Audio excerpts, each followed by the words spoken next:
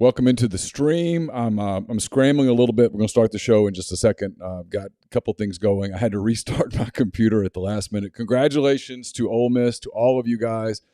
Ole Miss is the national champion. I'm going to make sure I go into audition, hit record so that we'll have audio of this podcast here in just a minute. So bear with me. I'm like a couple seconds behind. 10 weekend thoughts are up on the site. I just published those. I kind of was writing as the game went along, and there was a little seesaw there where I thought I'd wasted a lot of time. Turns out I did not. Ole Miss, the national champ. We'll get to that in just a minute. Let me go in here and start audition so that I can hit this, and we'll start sort of formally. So bear with me. Welcome to the MPW Digital Postgame Show presented by the College Corner. I'm Neil McCready. Ole Miss is the national champion. Ole Miss scores three in the 8th inning to overcome a 2-1 deficit. They win 4-2. The Rebels, the national champion for the first time ever in the program's history. Ole Miss sweeps Oklahoma. We'll talk about it throughout the course of the show. Jeffrey Wright will join. He's not in Omaha. Then we'll go to people who are in Omaha, assuming we can get them. We'll get Brian Rippy. And listen, it's going to take a minute for Chase Parham to get back to us. There's a lot of post-game stuff for him to do, so it might take a little while. We'll take your calls in the interim. Be patient with waiting for Chase. I suspect you're in such a good mood that it really doesn't matter. Let me tell you this. This podcast, this post-game show throughout the postseason has been brought to you by the College Corner. It's collegecornerstore.com. I talked to Scott Wern a little earlier today, texted to be official. He says, go to collegecornerstore.com. Search for Ole Miss National Champions in their search. The link's going to be on Facebook, on Twitter, on Instagram. It's going to be on the site, of course. They have 60 items that are up right now. There'll be another 20 or so up after the game into tomorrow. Just keep checking social media. Keep checking the site. Make sure that you get your Ole Miss National Championship gear from the people at College Corner. It's collegecornerstore.com. They've been great to us throughout this postseason. Scott and the people there are making these shows possible. We've done one of these shows after the Southern Miss final game.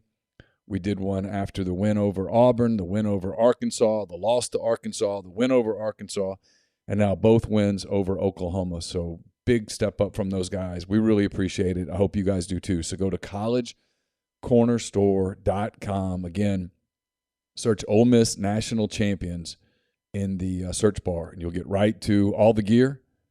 And it's your first national championship in a long time. I suspect you're going to buy a lot of gear. You should. And it's there at collegecornerstore.com.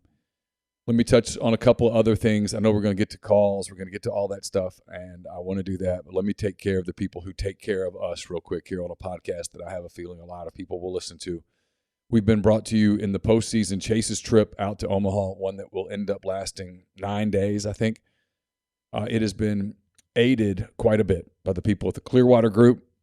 Clearwater Group, if you're ever dealing with government, if you have an issue where you need to consult government, if you have an issue where you need lobbying help, whatever the case may be, get in touch with the people at the Clearwater Group. It's clearwatergroup.ms. Austin Barber and the people there have been friends of this podcast, of our website, rebelgrove.com, for a long time. They helped with Sugar Bowl coverage, and they helped this week with what was a very expensive trip to Omaha, Nebraska. Not complaining. We're blessed to do what we do. We're super happy to do what we do, but it's expensive. And in April, we did not have this in the budget. So Hardman says there are only 4 items you can find on the site. They'll be adding items literally by the minute, by the hour here now that the game is over and Ole Miss is the national champion. You can't put that stuff up on the site until the championship is complete. And I think Scott's in Omaha, so his people are doing that as we speak. So keep checking it. There's going to be a lot of material there for you guys. We've also been aided by Corinth Dental. It's corinthdental.com.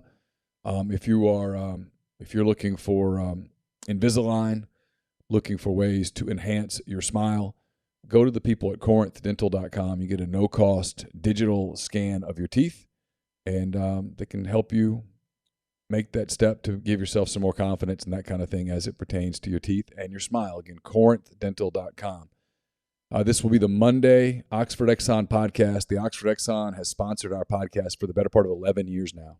It's the first time in 11 years that we've had a national championship to talk about on a podcast, but they've been with us through the ups and the downs and all of that. It's the Oxford Exxon, Highway 6 West in Oxford, right next door to the Oxford Crystal. Always a great place to fill up your vehicle. Also go in, fill yourself up. Great snacks, plate lunches, beer selection, soda, all that stuff there at the Oxford Exxon, Highway 6 West in Oxford. I'm coming to you from the Clark Ford studio. Clark Ford is in Amory, Mississippi. 662-257-1900 is that number. Call it. Ask for Corey Clark. Tell Corey what Ford product you're looking for. He'll send you a quote within 15 minutes in business hours. Right to the bottom line. There's no hassle. There's no haggle. You get your quote. The rest completely up to you. You can shop that quote around. You can do what I've done, what I recommend that you do, and that's hop into a Clark Ford today. 662-257-1900. Great service, great products. The people at Clark Ford want to be your car guy. They want to be your truck guy. They'll prove to you what that means when you make the call. 662-257-1900. Guest, join us on the Rafters Music and Food Hotline. Rafters is on the square in Oxford. Great place to grab a burger, a po' boy, an appetizer. I suspect at some point in the next couple of days or up to a week, there's going to be a national championship celebration. If you're coming to town for that, stop by Rafters, grab a burger, a po' boy, an appetizer. They have great beer selection, full bar, and more. All of that at Rafters on the square in Oxford. Also Rafters in New Albany and Rafters on the water out at Sardis. Also, Dead Soxy has a championship celebration, 35% off on their site. You can get the beer shower socks, all the other team-themed socks at deadsoxy.com, 35% off with the promo code Rebel Grove. Feel like I'm catching up here for a minute. Thank you very much, Charles Gardner, for the super chat. Awfully nice of you. We certainly appreciate it. It's been fun to do these shows game after game after game, not necessarily knowing where this thing was going, but it went all the way to a national championship. Our big thanks to Russell Harris as well. Thank you for the super chat with the crying emoji. Says so proud. You should be. And it's okay to cry when your team wins a championship because championships, as I've said many, many times, are hard to come by. Championships are precious, and you should be excited. Thank you to Pocket Watch for the starting us off with the super chat. Can't wait to see how pumped Neil is. He says, I am super pumped for you guys. I'll be perfectly honest. I'm fired up for you guys. Thank you to 95 Ole Miss Rebel. Says, hotty toddy, I've waited 30 years for this since I came to Ole Miss in 1992. Yeah, I mean, and who would have thought this would be the team? I wrote about it in 10 Weekend Thoughts. That's up at rebelgrove.com. The first word that I wrote was destiny because it just kind of began to feel like destiny. I wrote about, to be honest, I'm not sure what it was I wrote about. I need to go find it. I wrote about this team just finding different ways to win. Today was the Jacob Gonzalez game, as Eosi says on the site. Today was it was the Hunter Elliott game. The kid for Oklahoma. I'm going to pull up the box score here. I'm going to get to Jeffrey in a minute. Let me do this. I've been doing this after every show. I think this is so important to note. Ole Miss wins a national title on a day when Cade Horton for Oklahoma was absolutely fantastic. Cade Horton goes 7 1/3, gives up 4 hits, 2 runs. They were earned, no walks, struck out 13. Trevin Michael comes in, a very accomplished closer for Oklahoma, and Ole Miss got him. Ole Miss got him in the 8th inning. He goes 2/3 of an inning, gives up 2 hits, 2 runs. They were both earned, didn't walk anyone, didn't strike out anyone. Horton threw 107 pitches, 79 for strikes. Michael only threw 12 pitches. He got hit hard. For Ole Miss today, just a team effort. Hunter Elliott got the start, went into the 7th inning, went 6 2/3, gave up 3 hits, 2 runs. They were both earned. Walked 2, struck out 6. Mason Nichols struggled a little bit, faced 1 hitter, walked him. And then John Gaddis came in. I thought Gaddis was terrific again. 1 1/3. I need to refresh this. 1 1/3. He gave up nothing, walked 1, struck out 2. And Brandon Johnson pitched the 9th. Looked super sharp. Mike Bianco really managed the bullpen well throughout this postseason. Brandon Johnson was fresh. He goes an inning, gives up nothing, strikes out 3. Elliott threw 96 pitches, 60 for strikes. Gaddis threw 8 pitches. I'm sorry, Nichols threw 8 pitches, 2 for strikes. Gaddis threw 22 pitches, 12 for strikes. And Johnson threw 14 pitches in a 9th inning that Ole Miss fans will remember for the rest of their lives, striking out 10. Jacob Gonzalez hit a homer today, his first of the College World Series, his 18th of the season. Ole Miss at the plate. Bench was 1 for 4. Gonzalez 3 for 4. 2 runs scored, 2 runs driven in. Really came through on a huge day. Kevin Graham had a hit. T.J. McCants had a huge hit in the 8th. Ole Miss only had 6 hits, but they made them count when they got them. Again, Ole Miss wins 4-2. The Rebels are national champions. It's over. You guys have every reason to celebrate. You can stop stressing. It was a hell of a game. Oklahoma, to its everlasting credit, fought. Ole Miss took a 1-0 lead in the 6th on Gonzalez's home run. Oklahoma got 2 in the 7th and forced Ole Miss to win it on offense in the 8th, and the Rebels did just that, getting 3 in the 8th. Brandon Johnson perfect in the 9th with 3 strikeouts. Ole Miss is your national champion. Let's see. I know I missed a couple of super chats there just talking. Chuck C. with the super chat. Thank you, my friend. That's very nice of you. We certainly appreciate it. Dax Barron with the super chat. Thank you so much. He says, you guys are the best. Share some with BSR. He's a great part of your team also. Yeah, Brian is a big part of our team. I was actually looking at some podcast numbers today, and he's getting huge numbers on his podcast that we were smart enough to put on MPW Digital several months ago. So, yeah, let's see. I'm going to go do this. I'm trying to kind of collect my thoughts as we get started with what promises to be a pretty long show. I'm going to get Jeffrey on. Again, it's going to take some time probably to get Brian on. It's going to take even more time to get Chase on. I'll repeat this again about the College Corner. It's probably going to take them a little bit, like a few minutes, hours, or whatever. Just keep checking. But I was like I said, I talked to Scott Wern from College Corner today, and he said, search Ole Miss National Champions. The link will be on Facebook, Twitter, and Instagram. You can follow them there. There are roughly 60 items up, but he said there'll be, I think he was referring to previous College World Series items. It's going to be another 20 or so national championship items that can start being added after the game's over. It might take as long as into tomorrow to get them. Some of the logos are confidential, so they can't put them up until the game's officially over. It's been over less than an hour. So just keep checking social media. Keep checking their site. It's going to be there. And they'll take great care of you. Yeah, I agree with Larry Joe. He says, could not write a better story. All the way back from Mike Bianco and LSU back this time a year ago to where we are today. It's really remarkable. I know I was talking about what I wrote. What I wrote was about this being a team of destiny.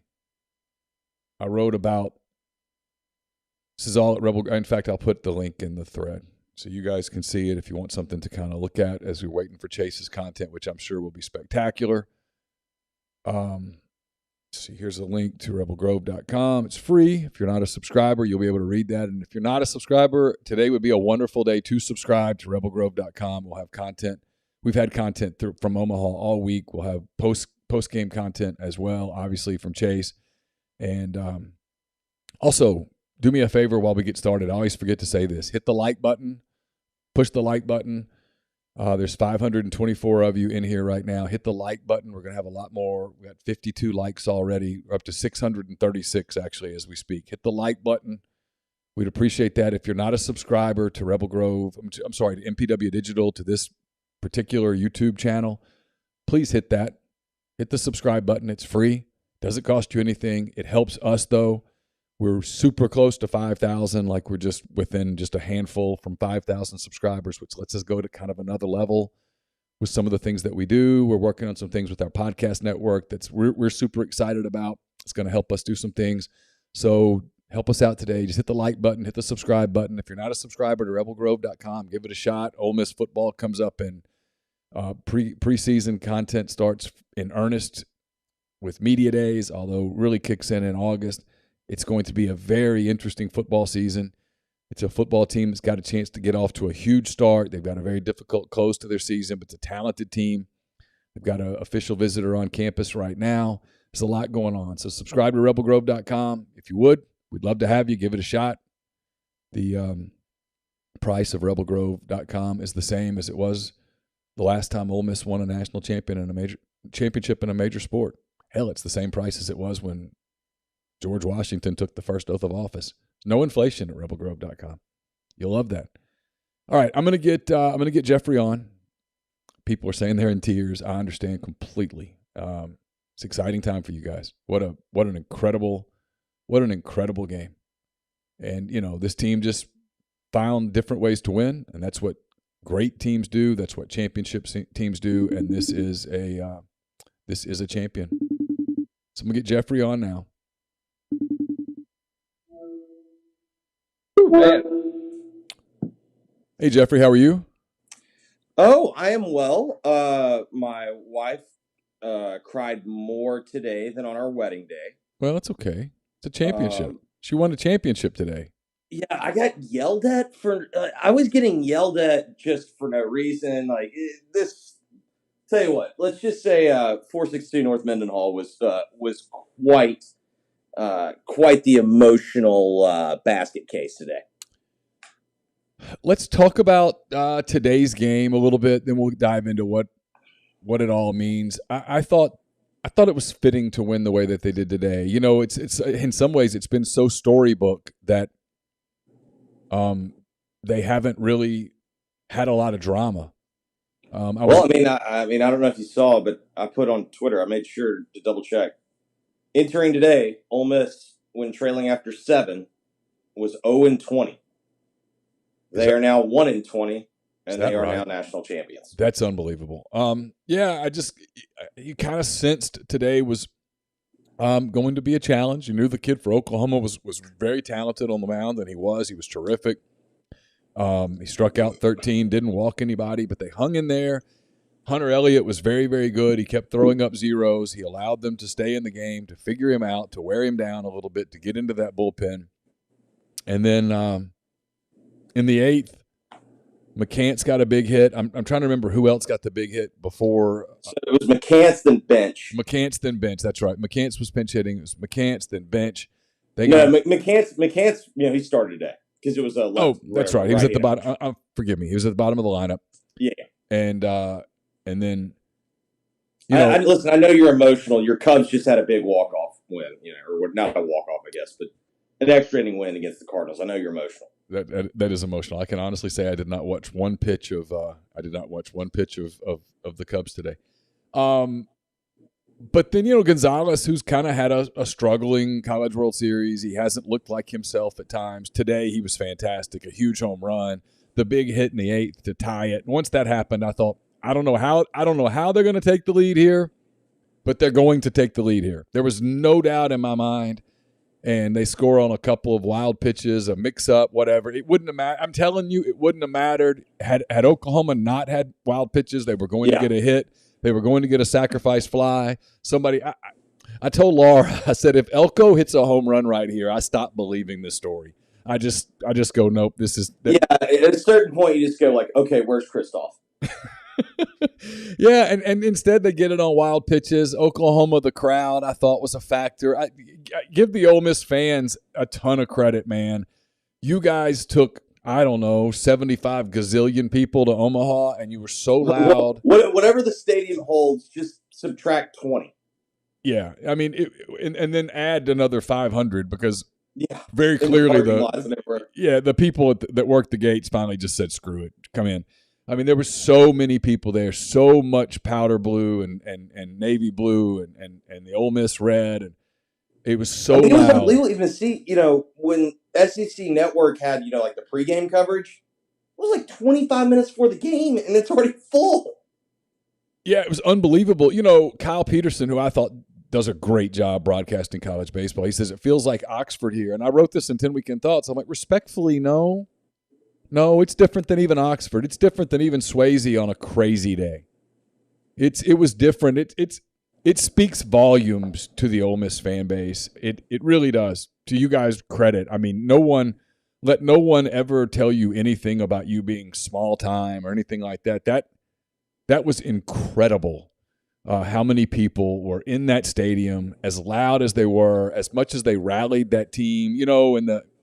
In the seventh, when Oklahoma got a couple of runs and you knew that closer was out there, it would have been easy for them to go, oh God, this is we're and they didn't. This team doesn't have tight in their DNA. Maybe they did earlier in the year, I don't know, but they don't now. They just, I wrote about that today. Is that it just there's so many advantages that they just sort of took advantage of over the course of the postseason, and this team got a second life. And man, they just sort of, it's like a country music song, right? I mean, you get a second chance and you just start live like you're dying or whatever. I mean, you just do everything you ever wanted to do. Yeah, I'll jump out of a plane, sure, why not? I mean, they had a new lease on life, and man, they capitalized on it just completely. Neil McCready, Big Tim McGraw guy, noted. Yeah. I think the other thing that was amazing to me today, we kind of talked about it. Every single guy, it felt like, that was a part of this team, in some capacity as a contributor, it felt like every single guy had a moment. Like last night, obviously McCants has his big moment. And today I really did feel like the fact that he got that 1-out single, that just felt like such an added bonus. You know what I mean? Because sure, he has struggled so much, but also, you know what I mean? Like, I just feel like it was a great opportunity. Credit to Mike. I thought that was really smart to put the hit and run on, because I did too. Bench has had so much bat control this whole tournament. I felt like he is just really saw the baseball, and McCants didn't, hits the bag at 2, doesn't even stop. And so I think that was massive because, to your point about the crowd, like, I thought the crowd lifted Ole Miss, and then I think we saw multiple opportunities in which the crowd rattled Oklahoma. And I definitely think that made a difference. And the thing that truly amazed me about this team, particularly during the Omaha portion, was every time somebody had an opportunity to rise to the occasion, he did. It's like, can you really think of someone that didn't have a moment? You know what I mean? Like, that's what's amazing. Like, if you're Mike Bianco, the thing that's so satisfying about this, other than probably sticking it up about 15,000 people's asses and saying, like, literally, how you like me now, which I would do, but he's classy. Mike won't. Yeah. Yeah, no, I mean, he won't. Like, that's the thing. And, other than that, I think the thing you have to be so proud about is, God, when you gave somebody an opportunity, it felt like this entire tournament, they just went and, like, had a career night. Yeah, and even when the guy that they went against had a kind of a career day, they just overcame it. I mean, Well, I do think it was. I know the closer's an All-American. I've never seen guys so happy to get into a batter's box. You know what I mean? Like, it was just, oh, thank God he's out of there. They were happy when you finally get rid of the guy that's just been just nails all day, it's like, oh, thank God he's gone. Yeah, that dude had an electric fastball, man. He was. Well, and then that slider was just. Yeah, he was. Like a spike pitch. Someone was like, "Why are we not making contact?" I'm like, "You are watching what he's throwing, right?" I mean, no, it was almost like, how did they make? Like, when Gonzalez hit it out, it's like, what the hell? How did he do that? Yeah, he was maybe starting to fatigue a little, and Jacob had some good swings throughout the day. Let me thank a few people here real quick. Steven Blaylock, thank you so much for the super chat. Really appreciate that. KBN, it's very generous of you, sir. Thank you very much. Or ma'am, I shouldn't assume, sir. And the regulator as well. Thank you so much for the super chat. Jonathan Jennings with the super chat. Really appreciate you as well. It's awfully kind of you. Daniel Brooks, another big super chat. Thank you, Daniel. Thanks to all of you for that, for being in the thread, for kind of going along with us on this ride. And, I was thinking this morning, like, Jeffrey, what kind of angles I was going to take, because I knew I would have 10 thoughts up, and I thought if I was efficient enough that I could get it up. That's what she said. I could get 10 weekend thoughts up before, I'll hit the play button on this, because this was going to occupy me for several hours. And the big thought that I had was just,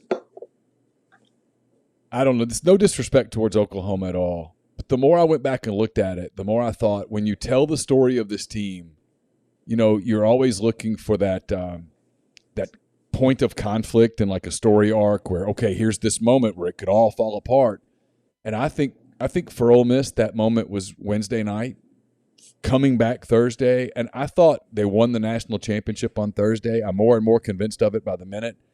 Dylan DeLucia won the national championship. He was the College World Series most outstanding player or valuable player. I'm not sure what the title is, but he got the head honcho thing. And then I thought this weekend was just a party and a coronation more than it was anything else. I don't think Oklahoma had any chance. No, I think you're right. I think they knew when they won on Thursday afternoon, they just won a national title. You know what I mean? Like they had to go out and play well enough. But I mean, I don't feel like today the Rebels played particularly well. Do you? I think they played well enough. They were a little sloppy in some spots. You know, you're playing for a national championship. I don't care what anybody says. Your heart rate's going a little bit faster. Walking out of the hotel, there's like 8 gazillion people waiting on you. You know at that moment, hey, this is not the Saturday game against LSU. No, I guess my larger point is I think had this gone to Monday, I think Ole Miss was winning. You know what I mean? Like I do too. I think in the end, I think the reason why you and I both felt the way that we did when you told Laura, I don't care what happens, Ole Miss is going to score. Didn't it just feel like Ole Miss was just better?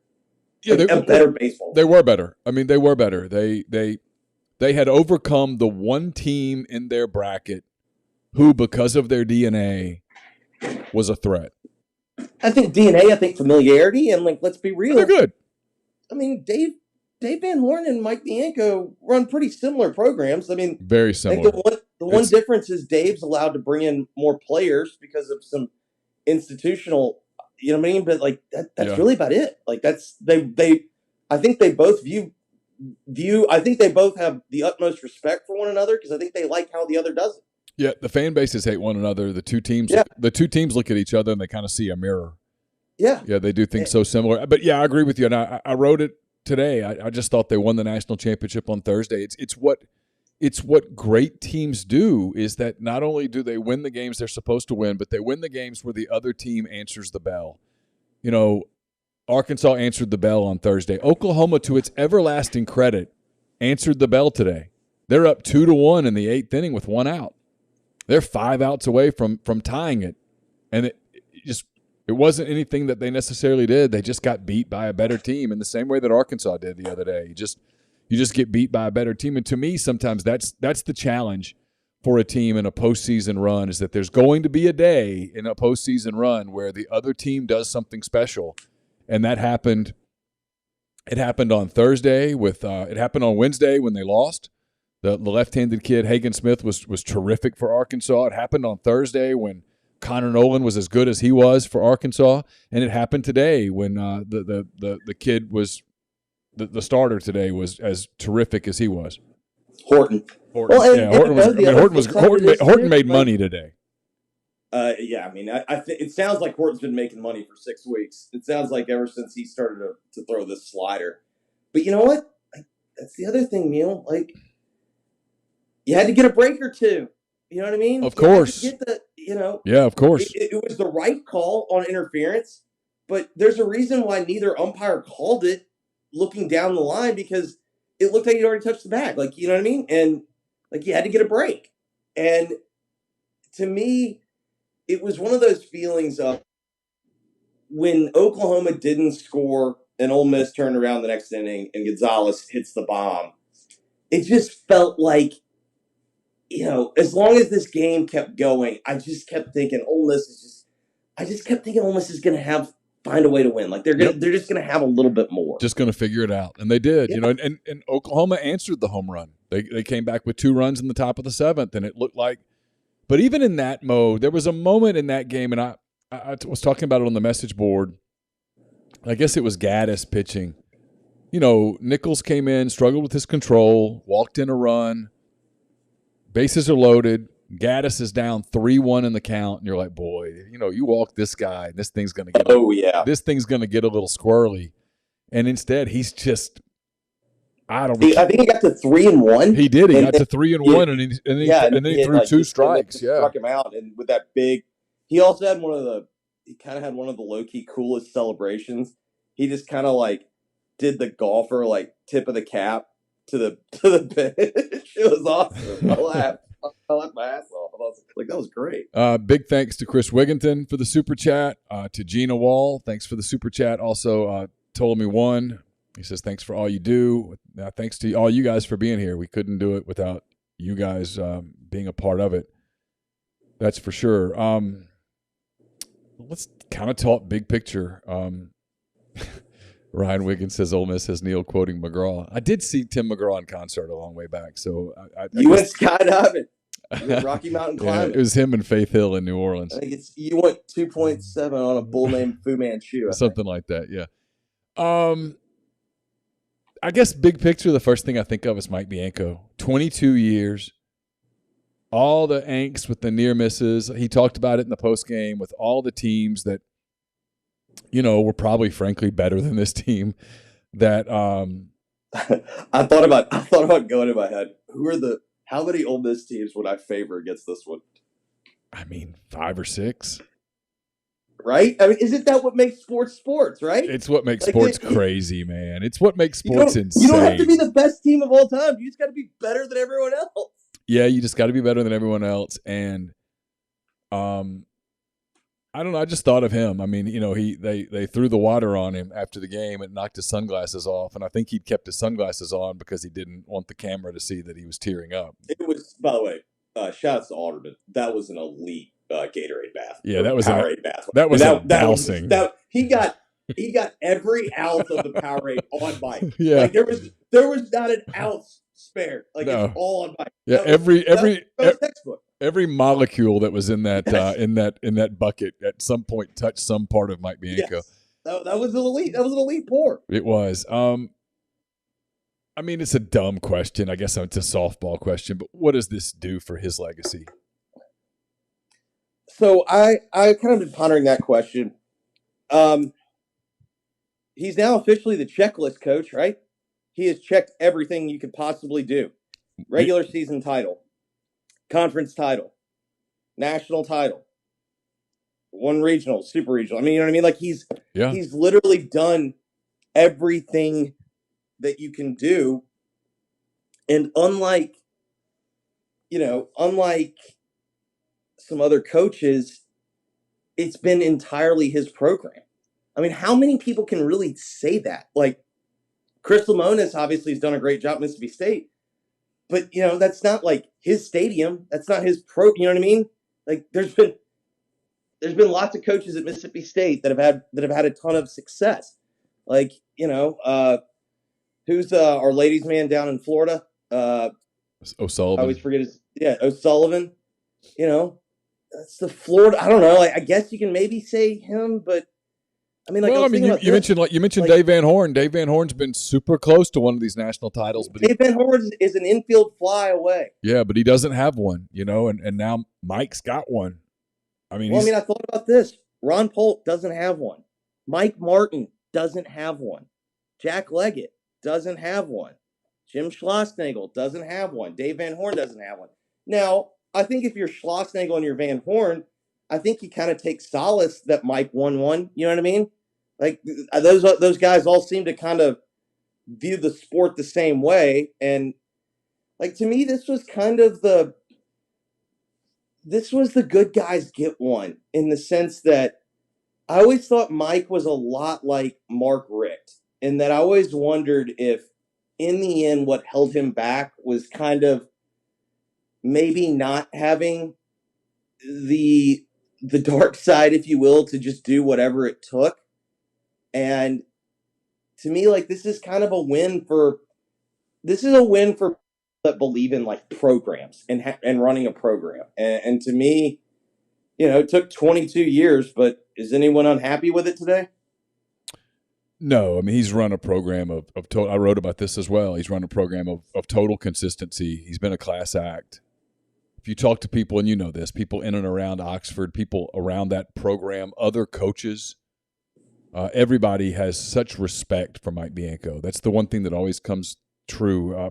I was actually talking to someone at Ole Miss when it looked like this wasn't going to work out, and people were talking about how this was going to kind of be devastating. Sometimes coaches come and go. That's part of the deal. That it's a scoreboard business, and if you don't win, you know, if you don't win enough, they're going to run you. You better do one of two things. You better win or you better make money. And at a certain point, you better do both. Yeah, and he did both, and now he's gone from. It's really amazing. It's part of the story. In 27 days, he's gone from going to be fired to you can coach here as long as you want.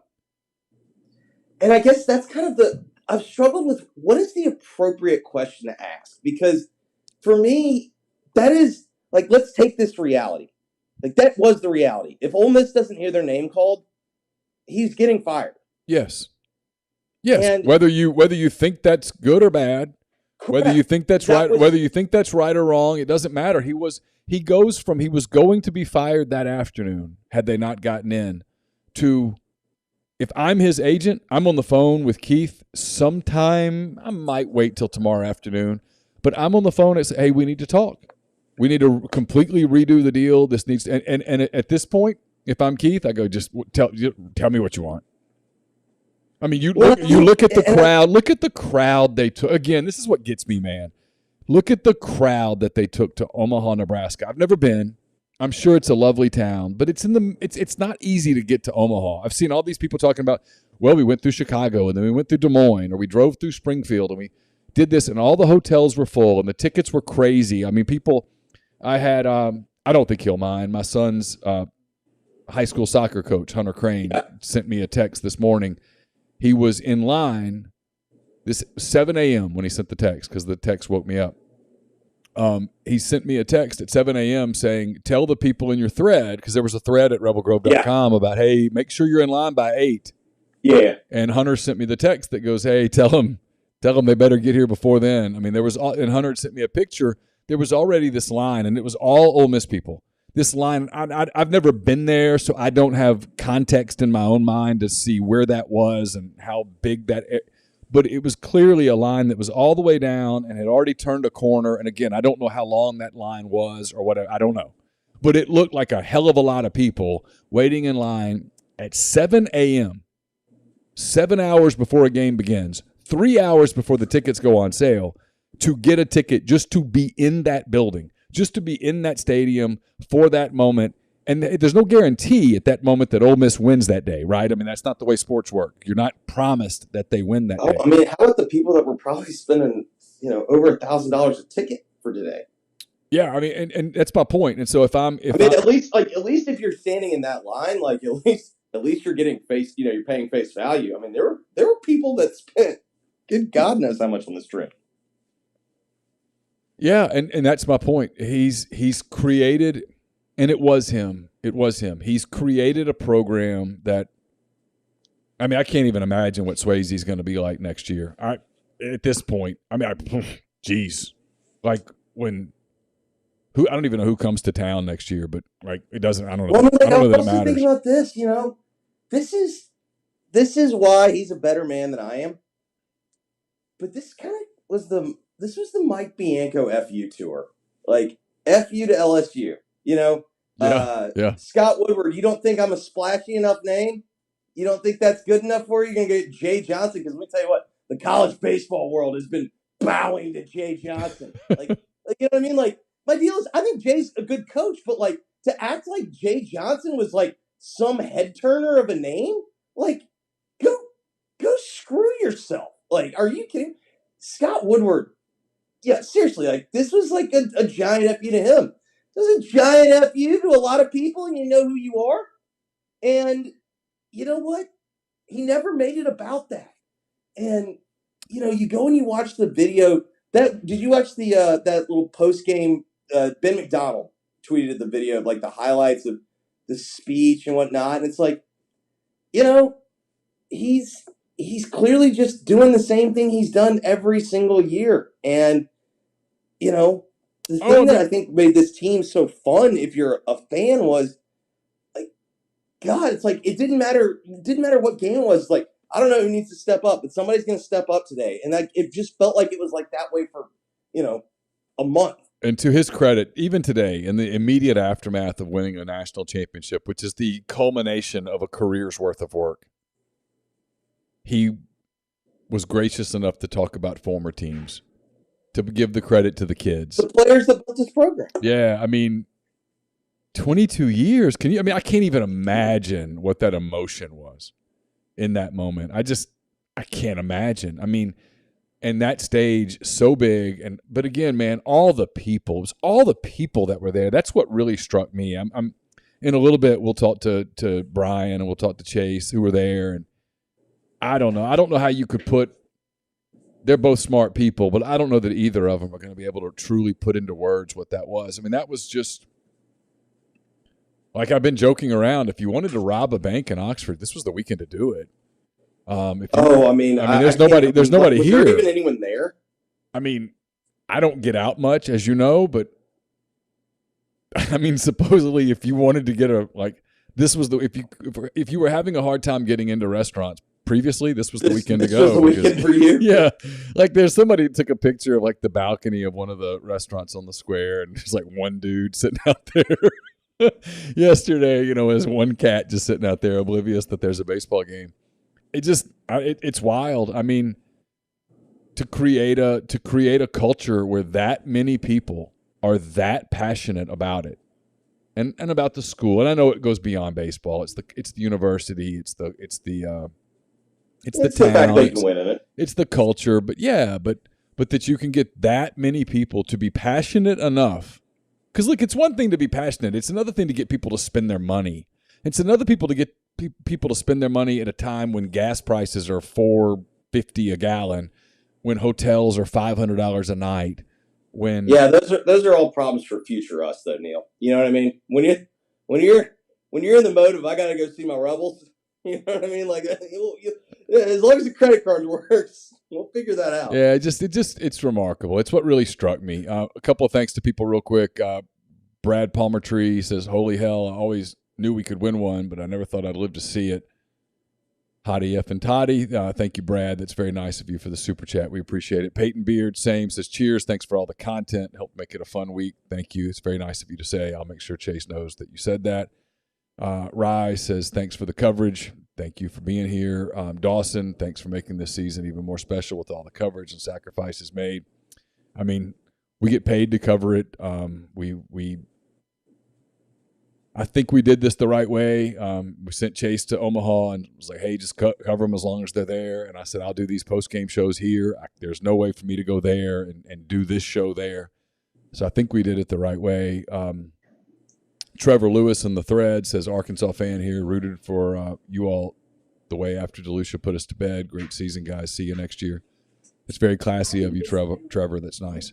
Yeah, and frankly, I think, and I don't say this just because Trevor's there. I think if Ole Miss had lost on Thursday to Arkansas's winning a national championship today. I think that was the national championship game. And Dylan DeLucia's start will go down. I think it's even bigger today now that we've seen this. It was even bigger today than it was Thursday. It's one of those games that, you knew what a performance it was, but it's like once you saw the full picture, like once you saw the whole movie, if you will. Yeah. I think you realize, there's a reason why those Arkansas kids were so deflated. He did that in what was essentially the national championship game. Yeah. It was to quote Nick Saban, never forget, after Team USA beat Russia in the 1980 Olympics, they still had to go beat Finland. Oklahoma was Finland. Oklahoma was Finland. Hey, with that, I'm gonna let you go. That's a great analogy. Hey, I appreciate the time very much. I'm about to head to Omaha and talk to Brian. All right, man. All right, buddy. Appreciate you. Thanks to Richard B. He says, "I'm sitting here beside myself in a state of grace." Hotty toddy. Congratulations, Richard. Thank you for the super chat. KBN says, "Style Assembly," says, "Hell yeah, damn right. Appreciate your content. We freaking won a natty. You did indeed." Thank you for the super chat. Again, collegecornerstore.com. I haven't had a chance to look at their site. I've had obviously some things going on. They're going to have things being added to the site here in the minutes and hours following Ole Miss winning the national championship. I'm sure it takes a minute for that stuff to go up. And some of the things that they put up. They literally cannot legally put up until Ole Miss has won the championship. So it's 5:51. I think they won the championship around, looking at my clock, it's been roughly an hour. So stuff will be added. Scott said some of it won't be up until Monday, but be looking for it.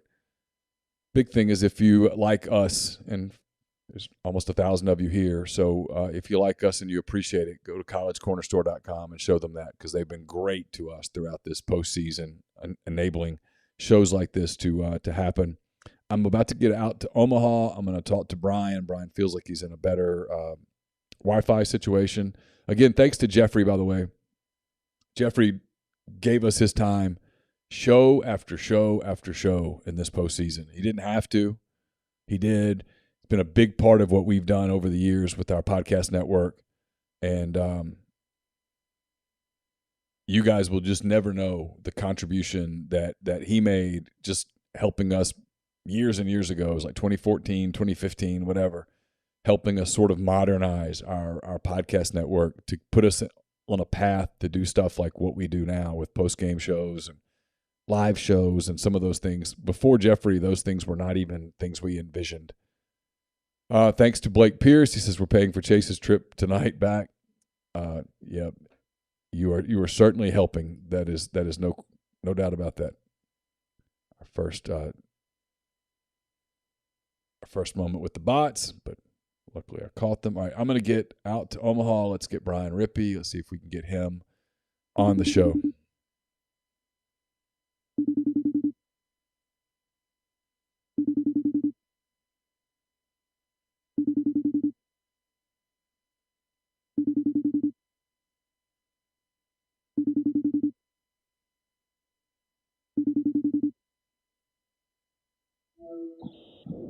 What's up?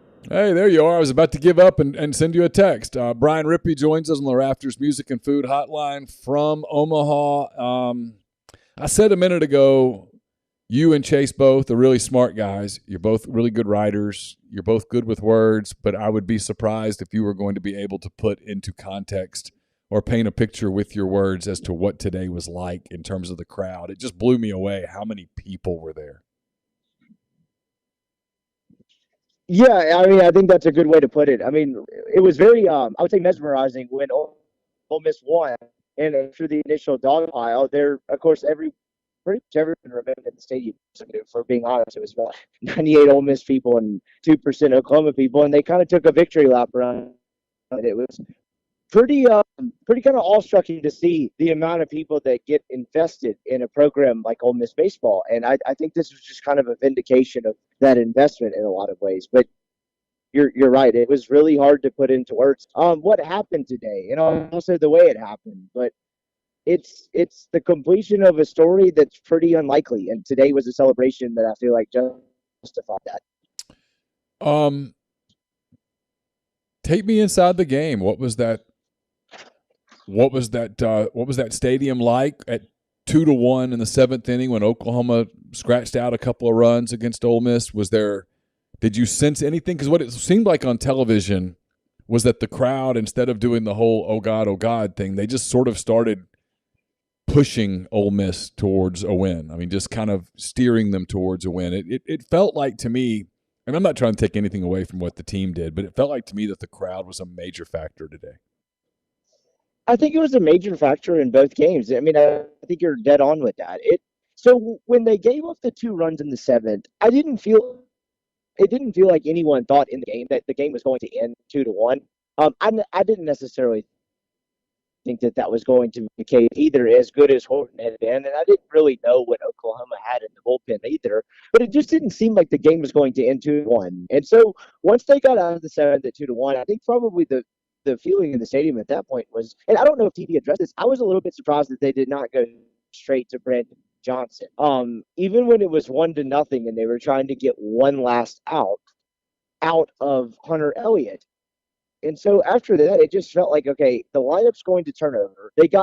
I think they faced 1 over the minimum in the seventh. And so it felt like if you can just get to the inning, that's going to be your best chance to finally, kind of pack one final punch. And they sort of did that. But to your point about the crowd, I just thought Oklahoma succumbed to the moment. I mean, you had I two did pass too. balls that scored the runs. Yes, Ole Miss got traffic on the base path, but I mean, those were not the two hardest earned runs or three hardest earned runs that they had all year. I thought Oklahoma just kind of wet its pants a bit as well. And Ole Miss took advantage. And then once you scored the three runs in the eighth inning, I mean, everyone knew where that game was going. And after that, it really didn't sniff Brandon Johnson. And so once Ole Miss got it 2-2, it kind of felt like a coordination in a lot of ways, even though they had not taken the lead yet.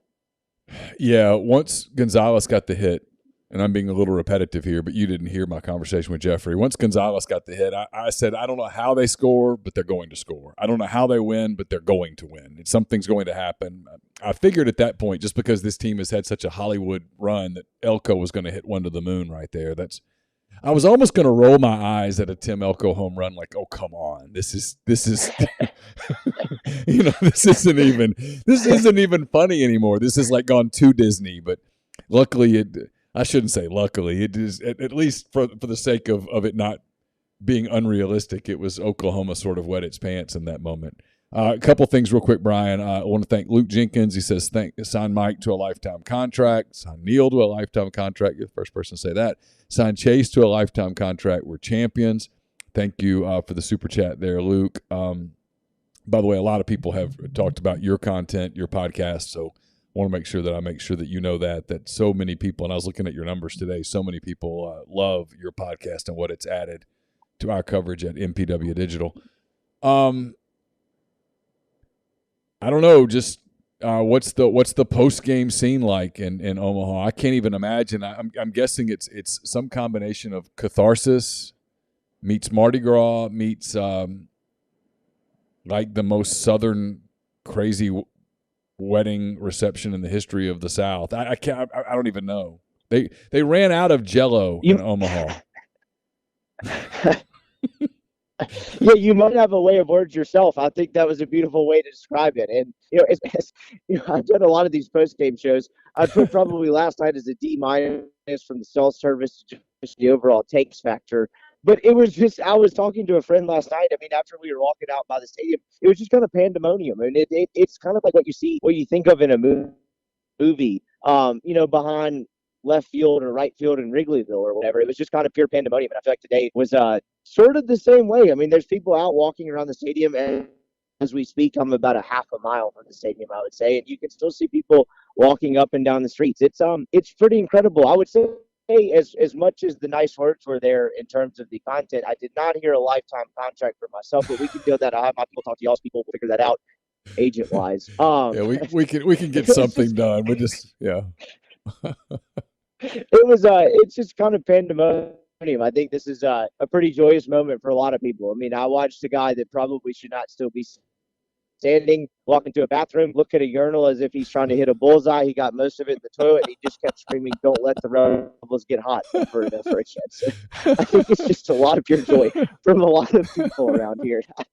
And I think tonight in Utah and Omaha reflect that. I think the crowd reflected that, right? I mean, it was an unbelievable crowd. I changed it past, and even when one crowd outnumbers the other one, there's been a pocket of other fans. There really was no Oklahoma pocket. Ole Miss took over this place, and like I said, it just kind of felt due. Really, the only thing is separating it from some sort of almost unrealistic Hollywood story was the fact that Elko did not hit a home run there.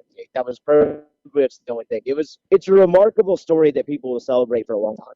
Yeah, I'm sure Mr. and Mrs. Elko would have loved a home run right there. I got to be honest. Had he hit one, I think I would have gone like, wait, is this all real?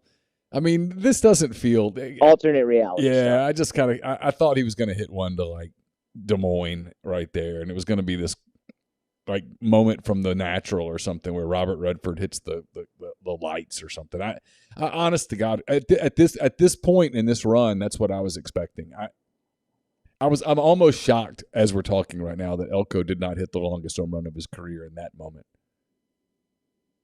Let me throw one at you. You've been around this program a lot longer than I have. I was a kid for a lot of the Bianco era. What do you think this means? To me, this just seems to justify a guy that built a national championship worthy program. Does that mean they're necessarily a blue blood at this point? No, not really. But for a guy that does what he does with the scholarship limitation that he has, to me, this entire run was a justification of the type of program he's built. And it's hard to get here, and it's hard to win here. And this past week and a half felt like. I'm just curious your thoughts as someone who's been around it for a long time. Yeah, I thought it was. I thought he's this guy. When I was in school there in the late '80s, early '90s, nobody went to baseball games. They just didn't. It wasn't cool. Nobody went to games. I can remember going to an Ole Miss LSU game because I wanted to see Ben McDonald pitch. There might have been 2,000 people at the game. LSU was really, really good, and that's probably the reason that 1,000 of the 2,000 were there. And to see what he's done over the years with his consistency, and he's had some close calls. Had some teams that were better than this team that didn't get there because sports are weird.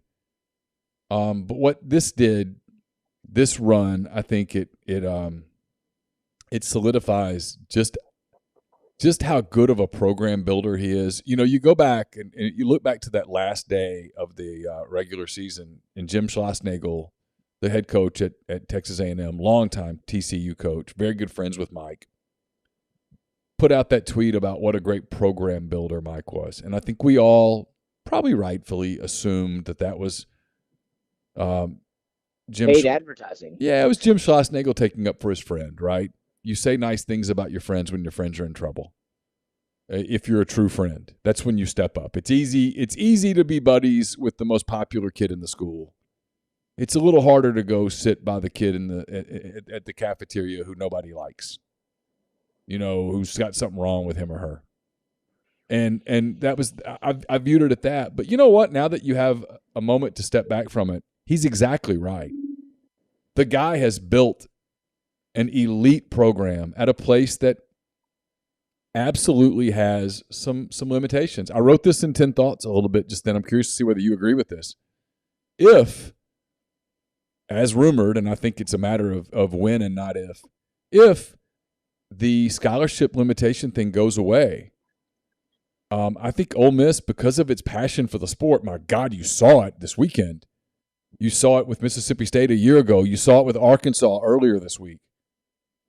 I think those three programs, LSU, maybe Texas, maybe not, I don't know. But those four programs are the ones that come to mind as I went, oh my God, those four programs will be superpowers.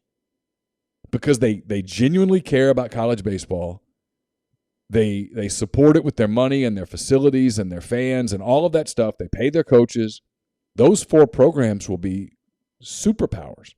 And now that Mike has proven that he can, despite the limitations, that he can put the type of team together that can win a national championship, it wouldn't surprise me. And again, I'm not predicting more championships because championships are hard, Brian. They're so hard to get.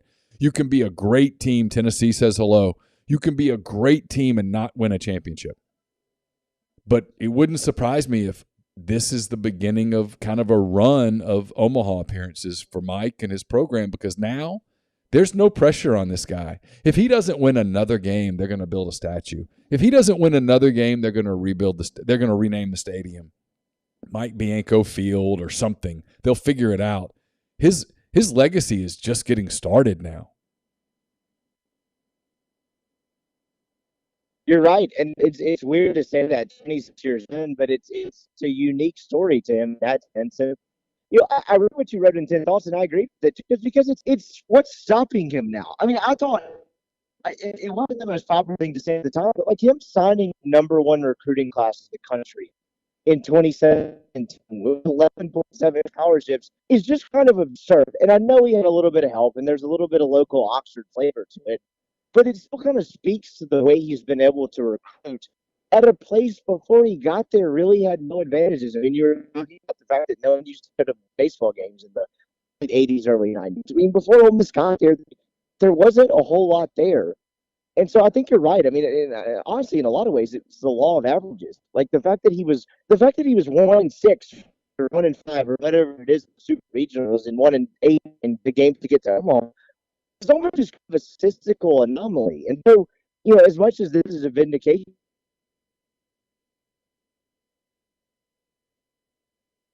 I think I might have lost you there, right there, Brian. I'll wait to see if he comes back. He's fighting cell phone stuff. His the traffic there is just outrageous. Cell phones and everybody out there. It's something that I can't even imagine. Ole Miss was there it is. There, you're back. Go ahead. trying to hire Lane Kiffin.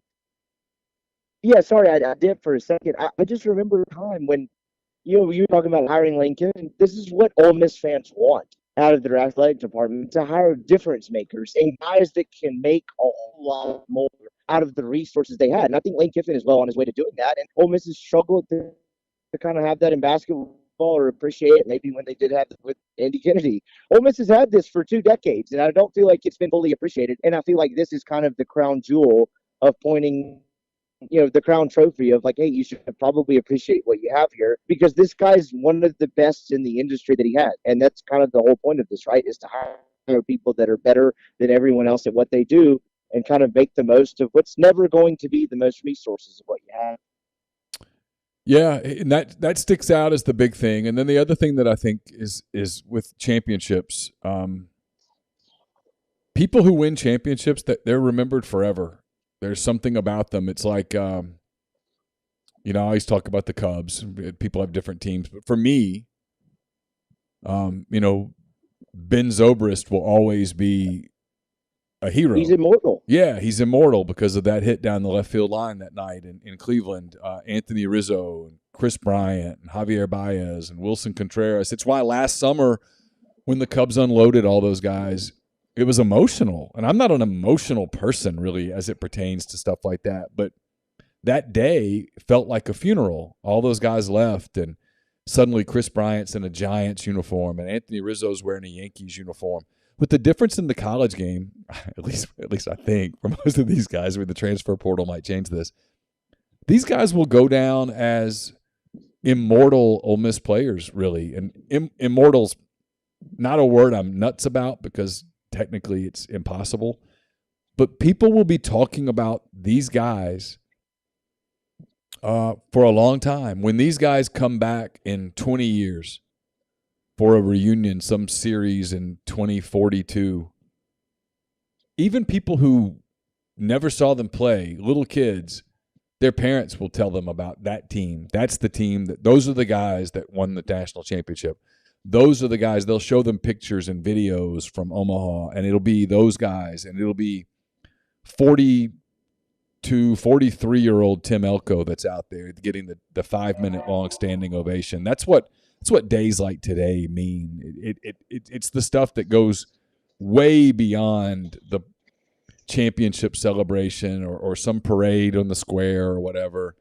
It goes way beyond that. It's decades from now. It's the stuff it's the cool stuff about sports, and I wrote about this too, is, what people will remember. You guys in this moment, you don't realize this as fans because right now your team won, but what you will remember 5 years from now is not the details of the game, the wild pitch or whatever, the single to right field. What you will remember is who you celebrated it with, who you were with, your family, whether you were at the stadium or whether you were in your living room. That's what you're going to remember. I spent my entire adult life and most of my childhood fantasizing about the Cubs winning a World Series, and I always thought it would be about the Cubs. And the night that the Cubs won the World Series, it was not about that. It was about my family. And that's what it will be like for you guys. You'll see it in the weeks and months and years to come.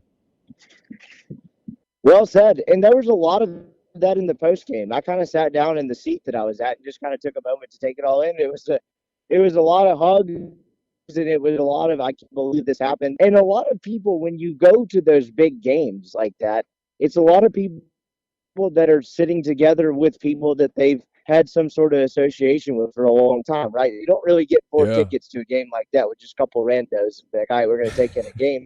You cherish those moments with the people that matter the most to you. And, I grew up in Mississippi. I mean, we talked about this before. I don't really care how the outcomes come out. I think the job does that to you. But I did think of my dad, a guy who's been an Ole Miss fan for quite a long time.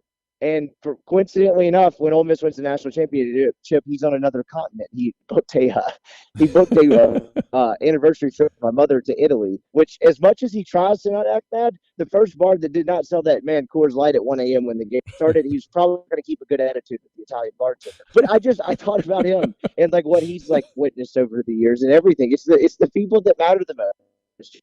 It's not the details of the game. It's everyone you cherished it with, and for people that have enjoyed Ole Miss baseball. Yeah, I hate that we lost his signal right there because I think he was coming to a conclusion that was going to be really profound. Real quick, while we're waiting to get him back, thanks to Kevin May for the super chat. Thanks to Hardman478 for the super chat. Says thanks for all the coverage and pods. Happy my board band for saying the Rebs wouldn't make it to Omaha before the SEC tourney was well worth it. They let the Rebs get hot. So thanks to you, Hardman. You were there? Yeah, we lost you there for a minute. You were saying it's being with the people that you were with and all of that. Yeah, no, absolutely. I don't have much to add. It's just that's what people remember a decade now. What you got planned for tonight? Are you going to try to go soak it in a little bit? Is it even possible to get into a bar right now, or is everything just absolutely crammed to the gills? What's that like? I'm about to try to find out.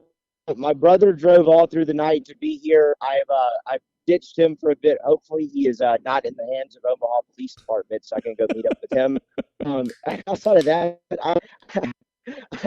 I don't know. I'll probably enjoy it with some people. My girlfriend's family's here. She was on a bachelorette trip. She could not make it. But outside of that, I'll probably go say hey to them. And then, Neil, with these weddings these days, the vacation days, you're just rationing them out. So I got to figure out a way to get back to Dallas, Texas, and at my without them knowing anything that's happened. So that'll probably be the biggest challenge. But I'll soak this in and kind of enjoy it with some people tonight. Yeah, I don't think people understand by winning today what you escaped tomorrow. Tomorrow was going to be the longest day in the history of days for Ole Miss fans. It was going to be absolute sheer torture. 24 hours to wait for a game 3. It was you were saved beyond the money that you were saved for another night of hotels and all that stuff. You were saved the pure torture of a game 3. I can't tell you how many people were like, shit, they better end this today. I can't use another vacation day or my boss thinks I'm giving a presentation Monday. They were the people's champion in that sense that they ended this in 2 on a weekend. Yeah, it just felt last night like this thing was going to end today. I sent that in our group text. I said, this is over tomorrow. And there was never a moment today, not even at 2-1. The only moment that may have crossed my mind, and I was like, I don't know, was when the bases were loaded. It was a 3-1 count, and Gaddis was on the mound. I thought if he walks this guy, we might be here tomorrow. But I for whatever reason, I just thought at that point that they're going to find a way, and this is ending on Sunday, and sure enough, it did. Dead on. I thought if this couple yeah, we might be here. But once they got out of that at 2-1, I was like, okay, they're going to find a way to win this, and they did. It's kind of the story of this season. Team that kind of became known for squandering opportunity in the postseason, kind of made the most of everyone they had, and it was a remarkable run.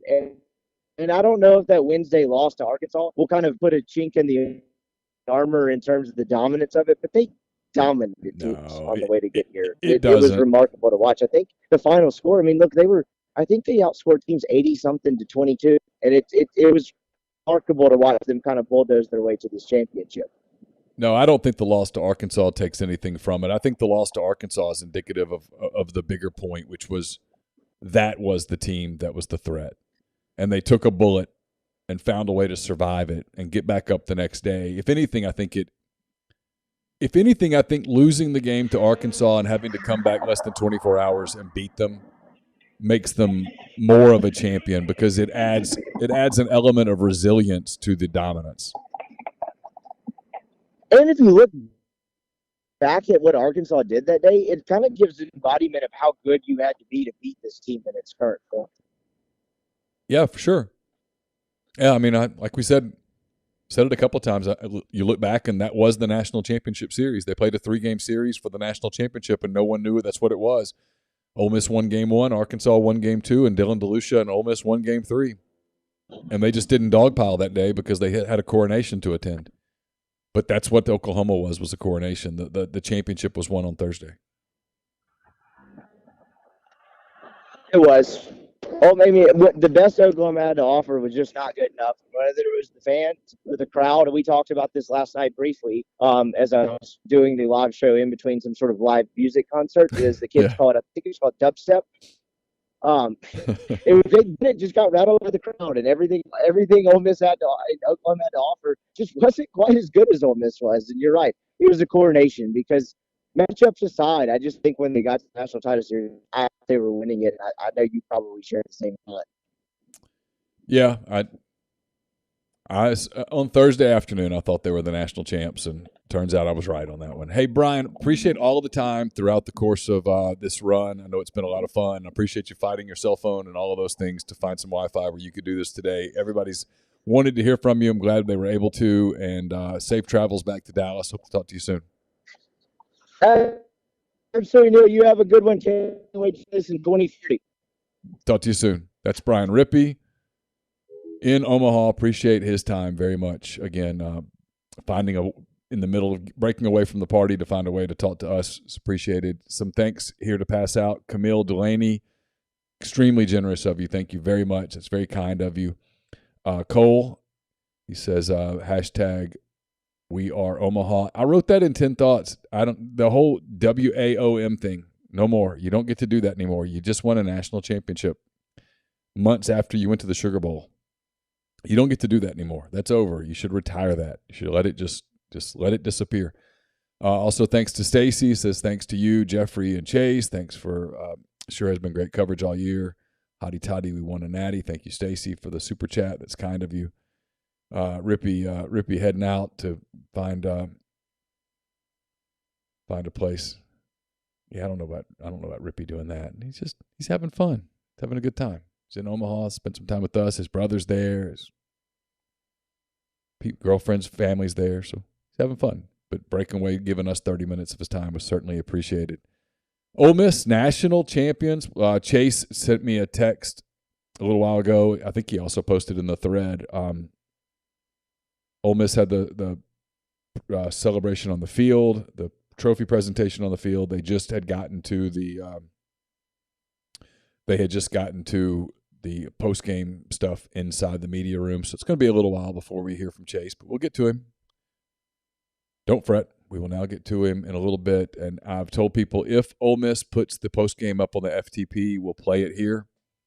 They did not do it yesterday. I don't know why. They did it after all three of the Arkansas games. They did not do it after the Oklahoma game. May have just been an oversight, but I will keep looking for it. And in the event that that's available, we'll play it in the stream. If it's not available before we sign off, whenever that is tonight, we will make sure that we get it on the site if they post it on the FTP. Oklahoma is done with their post-game press conference. Ole Miss is in there now, so I'm sure we'll hear from Chase here in a little bit. Again, collegecornerstore.com. I've heard from people that they've been ordering stuff off College Corner, so there's stuff there. collegecornerstore.com. Enter Ole Miss National Champions in the search, and the gear will come up. There will be adding gear as we go. Some of the gear, they simply could not post the logos until it was official, and so they had to wait. So some of that is happening. Scott told me from the College Corner that it could be Monday before some of the stuff is up. But keep checking. Get your national championship gear from collegecornerstore.com. That's the best way in the world for you to thank them for sponsoring our coverage. Again, Ole Miss, the national champions. They win 4-2 today. Roscoe's is serving regular shots due to the lack of Jell-O. They ran out of Jell-O. Who runs out of Jell-O? But then who buys 15,000 Jell-O shots? Like the previous record from last year was less than 3,000. Ole Miss beat the record by 500% and then some. It's incredible. Jake says Rippy's a great addition to the OEP network. His pod has replaced several others as number 2 behind the Oxford Exxon podcast. Yeah, Rippy's been awesome. We've got some new podcast things coming your way. in the month of August. We've got some exciting podcast news that we're really close to being able to announce. That's great news for us. I think ultimately it's going to be great news for you guys as well. It's going to let us do some different things and continue to grow what we've been trying to build. So looking forward to talking about that in the near future. All right, I'll open up the phones. Still waiting to kind of hear from Chase. I'm getting a lot of text and stuff. So I'm trying to keep up with him. So he'll let us know when he's ready. The phone number is 662-257-1900. I'll put that up now. I'll take this down, put that up here, and we'll take your calls. I need to open Skype. I had to literally right as we were getting ready to start, my camera went off, and I had to restart my computer. It was kind of nerve-wracking. It was in the same process as when I was getting ready to publish 10 Thoughts. I was making sure I'd saved that. I had everything organized, and then the ninth inning went so fast, and it was kind of a scramble. I almost panicked. I had a lot going on, and all of a sudden everything had to be restarted, so I had to go back and reopen everything. But I think it's all okay. We're running audition. We're an hour and 15 minutes in. Appears to be going good, so maybe all is well. Again, 662-259-0991. Thanks to all of you for being in the stream. 828 of you at this moment. Randall says the Jell-O shots are prepackaged, made by Slurp or something. They had to run to Kansas City to get more. They come by the thousands in a box. I mean, I get it, but like I don't think when they're having their meeting about, okay, how many boxes of Jell-O should we order? How many Jell-O shots should we be prepared to serve? I don't think at any point did they think, well, last year the record was 2,800 or whatnot. I mean, who was in the back of the room that went, hey, Ole Miss is here. They like to party. We probably should quintuple that amount. I'm guessing that didn't happen.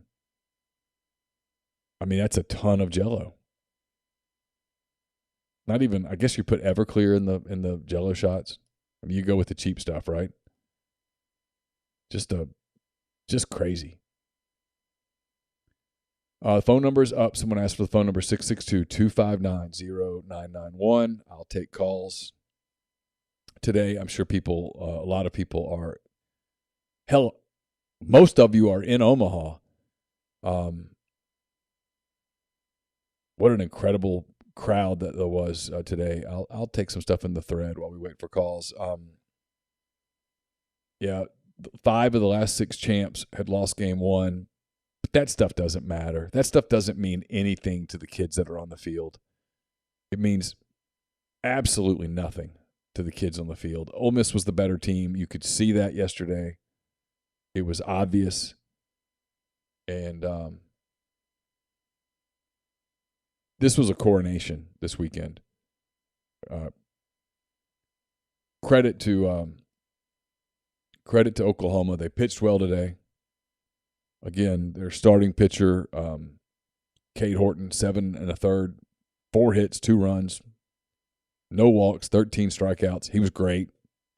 If you're a major league scout watching that game, you're all in. Ole Miss, on the other hand, I thought Hunter Elliott was big because Horton was throwing zeros up, and Elliott matched them for the longest time. Elliott goes 6 2/3, 3 hits, 2 runs, both earned, 2 walks, 6 strikeouts. Jacob Gonzalez had the big home run in the 6th to give Ole Miss a lead. Big go-ahead single in the 8th, the tying single in the 8th to tie the game, put runners in the corners with just 1 out. And he struggled kind of throughout the postseason, but he didn't struggle today. He was fantastic and kind of typical for this team. Somebody different showed up all the time. Yeah, we're talking about the Jell-O shot still. 13% alcohol in the Jell-O shots. The bar not only ran out, the manufacturers ran out of supply. That's what I mean. I don't know that I don't. How would you have planned for that many Jello shots when a year earlier the numbers were so different? How in the world would you possibly prepare for that? I mean, I've never been to Omaha, but if I go, I want to go to Rocco's because it looks cool. Like the pictures I see, it looks like it'd be a lot of fun. I mean, they don't take themselves too seriously. I liked some of their tweets where it was like, hey, yeah, we're trying to update, but we're kind of busy. I thought that was funny because they were slammed. You could tell that place was just a zoo throughout. So, again, 662-259-0991. I know people are waiting to let's see, I just heard from Scott with collegecornerstore.com. I think he's going to send me some pictures of stuff that he's got. Again, collegecornerstore.com. Enter Ole Miss National Champions in the search engine there, the search function, and order your national championship gear. Ole Miss wins the national championship. I don't feel early in the week with the first game, I kind of felt like I was really tempting the gods after Ole Miss beat Auburn. When I talked about national championship gear, I was like, in my mind, I'm like, there's a lot. It's a long way to go before a national championship. Now I feel like I was sort of clairvoyant for the first time in a long time. So good for me. I'll win one. Ginger says that Ole Miss is the Jello champs people. The last count, according to Corey, was 16,174, which is just an absolute ton of Jello shots. Avery says it's a cool place. The food's okay. Yeah, it's probably one of those places where you don't go in expecting like culinary mastery. You're sort of there for the atmosphere and to say that you went. Adam says, how do you prepare? Do about 30 seconds of research on Ole Miss fans. Well, that's fair. There were a couple of Cotton Bowls where Dallas, which is kind of a big city, just ran out of beer and ran out of bourbon and whiskey to the point where people there were like, how does this happen? How did we run out? Because they have parties in Dallas on New Year's every year, but it's different when Ole Miss is there. They drained it. I've not heard yet about a parade, about a celebration. I'm going to guess it's Wednesday at the earliest. The team will return tomorrow, I believe. But you got to remember their players, Chase and I were talking about this, players' families and such, like they're flying home, like back to Texas or Florida or, wherever, California, wherever they're from. They're flying back there because they flew into Omaha from there. So they're going to go, they'll get there and then try to get to Oxford. That's going to take a little bit. I'm now told the Wayback Reb says the parade is Wednesday. Okay, so the parade is on Wednesday. The team returns tomorrow. Gives people a couple days to get here. Wednesday will be a day of celebration here in Oxford. Again, while we're waiting for Chase, this will be the Monday morning Oxford Exxon podcast. We won't have a Monday podcast. Chase will be driving all the way back from Omaha tomorrow. I assume we'll do a Tuesday podcast regularly. We won't do a Wednesday podcast. I'm traveling on Wednesday. I'm going to be out of town the rest of the week. I think we'll convene and do something on Thursday. We're working on some other things. I am going to try to get in touch with Peyton Chatney and do a final show with him. Yes, it's confirmed that they're returning tomorrow. I'm going to do a final show with him. Try to get that to you first part, middle part of the week. I'll see if I can touch base with Peyton maybe late tomorrow or on Tuesday and get him on one more time. He and I touched base yesterday. No, not yesterday, Friday. We were going to do one Friday, and I think just he got busy. They had a team dinner, and then I think there were some family things. We were going to do one from Omaha. It just didn't work out, but we'll get one more show with Peyton. That'll be a lot of fun to talk about this run and winning a national championship and all of that. So we'll have that throughout the course of the week. Yeah, Chase is going to be with us in about 5 minutes, he said. So I'm responding to him. So anyway, that's our plans at MPW Digital. We'll take a minute, let it marinate. We'll have a show on Tuesday, and then I can tell you by the end of the week it's going to be – I think the exhaustion's going to hit in. I know Chase is super tired. I think the fatigue's going to hit him. Doing these late shows has been a little bit draining. I'm a little tired too. So, yeah, we're going to open the lines, Webb, in a minute. They're kind of open now, but I'm going to get to Chase first and get him on, and we'll talk with him. And then after we finish with him, I'll open up the phones, and I'll stay with you guys as long as you want to talk. So far, nobody has called, which is probably a sign of people are out partying and still celebrating, which makes perfect sense. Again, Ole Miss wins 4-2. I've not heard the Kellum. I've not heard the Kellum call. There's no way for me to hear it yet. I'll keep checking. By the way, I'll keep checking the Ole Miss FTP and see if there's anything there. Haven't seen that yet.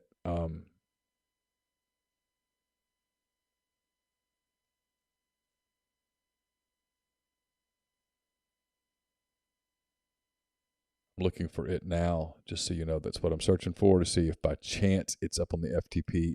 It's almost certainly not up yet, but I'm going to look and see if it is, because if it is, that would be a cool thing for us to get, because to hear from Mike Bianco and some of the guys. Someone said Peyton played with an injury. I'll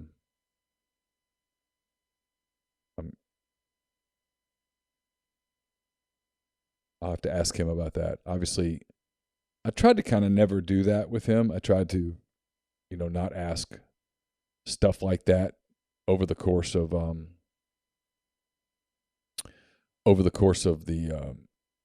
season, because I didn't want to put him on the spot on his show where he was having to talk about stuff like that.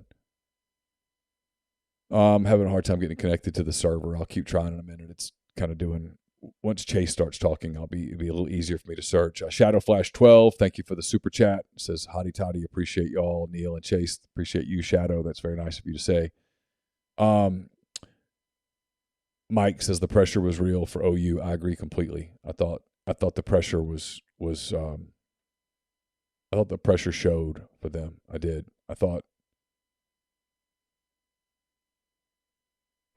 they clearly struggled with it.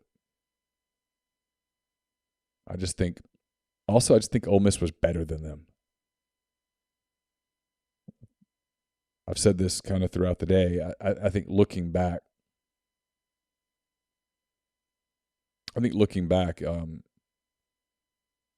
it just was pretty obvious that Ole Miss was the better team. Ole Miss was the more tested team. Yeah, the Kellum call's on the board, but I don't have any way to incorporate it here without, I have to have the MP3 of it or the MP4 of it. I can't take it off of YouTube or something and put it into our system. It just won't work. And for whatever reason, I'm having a hard time connecting to Ole Miss's FTP right now for the first time ever. So I don't know what that's about, but I'll fool with it in a minute and see what I can figure out. All right, Chase is ready. So I'm going to get to him.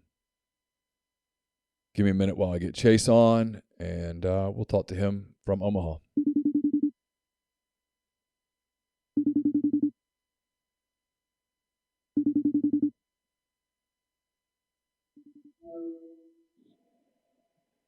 Neil? Chase, another day at the office? Another day at the office. Took a little while to get to you. It's been pretty busy around here, but I'm in a radio booth right now. They're watering the field right now. There's not anything on the field for a while, but nonetheless they're watering the field. Yeah, celebration took quite a good bit of while there on the turf at Charles Schwab Field, and then the press conferences. It took Oklahoma a while to get in there, so it delayed Ole Miss a little bit, which Ole Miss obviously was not concerned by that, because Skip Johnson had the Oklahoma team watch the entire celebration before leaving the field. No Oklahoma players left the field until Ole Miss players started leaving the field today. I don't even know where to start, man. We talked to Jeffrey, talked to Brian. That's my problem right now. From a writing standpoint, there's 1,000 different things, isn't there? Yeah, I don't even know where to start. Real quick, thanks to Talbot Buys for the super chat. It's very kind of you, Talbot. I guess just kind of paint the post-game picture. What did you see? Mike was asking a lot of emotion questions. I was down on the field right after it ended, right after the dog pile, and you could see elation, happiness, every positive connotation, emotion that you could come up with. But I don't think it's sunk in. Mike talked about that, where a lot of the questions of describe what this feels like. That's almost impossible to do in the moment right there. It's hard to know exactly what you're going to feel when you get up tomorrow in the sense of accomplishment. What stuck out to me is he said, he's been a head coach for 25 years. He didn't have a national title, and this isn't his words, but it's mine. I've known the man a long time. He came to Ole Miss to do this. He had won 3 in 7 years at LSU. He'd gotten Omaha as a player. He expected to win national titles at Ole Miss, and it's taken a long time. And every season, it's cliche, but he pointed it out that they've lost their last game. Every season until now, he's had to have that speech that, hey, guys, we didn't get over the mountaintop, but we had a good year, or we didn't have a good year, or whatever that was. And he just gets to leave happy today. And I think he was overcome with so much emotion because what sticks out to me, and I mean, it's probably going to sound a little sentimental, but I believe it, is just a good person. His staff's good people. This team has been through so much, and for the most part, individually and collective, there's just a bunch of really good guys. Mike has been through the ringer in a number of ways. He was essentially out of a job 3-4 weeks ago. I mean, it's one hell of a story. And to see him embrace Carl Lafferty, who played for him in his first season and has been back with him since 2006 as a coach, and Mike Clement, who's been with him since 2015 after Cliff left for East Carolina, and just the exhale of accomplishment that comes with what they have done here is they not only win the national championship and establish Ole Miss as a team now with a title, but the way they did it through this season, the way that this program has been so consistent for so many years. Mike Bianco and Ole Miss fans, program, everything, they deserved a national championship. In a lot of ways today fulfills that for everybody. Mike talked about that, for fans, for all of his former players who had gotten so close, and all those moments that we've talked about. They're absolved now. It's over. All those things are in the past. There's a cleansing that has happened, I think, with today and Ole Miss winning this title as they run past Oklahoma 4-2. They just kept getting comeback after comeback. It's the definition of this team is no matter what, they found, I wouldn't say found a way, but they stayed in it. They've done this the entire season, and there's a much bigger story here, and it's one of a program, and it's of Mike and the people that he's connected to through Ole Miss, and just kind of what he accomplished today. That's what sticks out to me. It's that, everybody had a part in it. Dylan DeLucia, we always have this conversation about other people. Dylan DeLucia is probably now the most important recruit in Ole Miss baseball history in a lot of ways. He was the leader. He was the most outstanding player of the College World Series. He's the reason. He won the national championship. There's so many different things. But my point is, they kind of got something from everybody. It wasn't – they were a damn good team. There is no Cinderella story here, but McCants hits the ball up the middle. Gaddis, who deferred medical school, was the winning pitcher of the final game. There were so many small pieces that built up to what this means to this program because of the last 20 years. Yeah, DeLucia threw an absolute gem in what turned out to be the national championship game. My opinion. How about that? Yeah, I think that's true. I think Arkansas or Ole Miss wins the national title. They were both a better baseball team than Oklahoma. Now, look, Oklahoma had a Hawks on the mound today in Cade Gordon. You had to outlast him. But frankly, Ole Miss did what was required there. I mean, they hung in there, got to Michael. The crowd rattled him a little bit. They got the hits. Gonzalez finally breaks out. I mean, you knew just get through Horton. He was the one bullet they had left. Ole Miss withstood him, and then they won a baseball game. I joked about this with both Jeffrey and Brian. I don't think you've heard either one of those interviews. Be honest, you expected Tim Elko to hit one to the moon right there, right? There was kind of that thought, was like, of all the stuff that has gotten here, that's how we're going to. But I'll be honest, we don't talk to Jacob much because, frankly, he doesn't say much. I mean, his teammates kind of make fun of him about it. He doesn't talk a lot. He doesn't give us a lot of material, and that's not a criticism. It's just who he is. I mean, that's fine. Sure. Having him have that day, though, as good as he is, he's a top prospect in the College World Series for that 2023 class. He's an All-American. He, has fought through scuffling at times this year. And I asked Mike after the game, I said, he's had a little bit of a tough College World Series to break out. And Mike kind of laughed. He goes, look who he's faced. It seems like every time he gets up there, it's some really good left-hander, and the matchups have been horrid. And today he was the star. He gets 3 hits of Ole Miss's 6. He hits the big home run that was such a momentum boost to finally break that seal there at 0-0 off of Cade Horton. And then he and McCants put it together there later on in the 8th. Him breaking out, I thought, was a great story for today. Tim obviously has his moments. Tim's legacy is so secure in this, but given how good Gonzalez is, given his career to this point and everything about it, to let him have a day like this on this stage when in some ways he's underrated because he doesn't say much and he's kind of mild and quiet and he's not broken out in this College World Series, there was something that was pretty cool about that too. The big moment in this game, and we'll jump around, we'll do big picture, small picture, all that stuff, because I know you're probably battling the total opposite of writer's block, where you're writing 17 stories in your head at one time and you're trying to sort them into files. The story of the game, I thought, was Gaddis getting out of that inning with the bases loaded, where 2-1 a walk becomes 3-1, and then somebody gets a hit and it's 5-1, and suddenly the game's out of control, and you got the longest 24 hours of your life coming up before a Monday night final. Gaddis got that strikeout. It was kind of an emotional lift. I know they didn't score in the bottom of the 7th, but they threw the other 0 up in the 8th. Gaddis did, and then you know about what happened in the bottom of the 8th. I thought that was just, if you're looking for a pivotal outing, an outing where the game's kind of sitting there on a fulcrum, I thought it was right there. It was because of what it does to your psyche if they score another run. If you're only down 1, okay, cool, we'll score a run, we'll get to Michael. But, he's one of the best closers in the country. They had Horton, who was still electric in certain parts of this game there late before Ole Miss finally got him out. But what Gaddis did, composure coming in after, Nichols had really struggled on this back-to-back days of throwing and everything, and he walks the run in. No, Gaddis was huge because, you can't just place the ball over the strike zone. I mean, I know that sounds obvious, but you know what I'm saying? You still got to pitch. I mean, You can't just go, hey, I'm going to make sure I don't walk this guy. And sometimes when you're just trying to not walk a guy is when you have a hard time with command.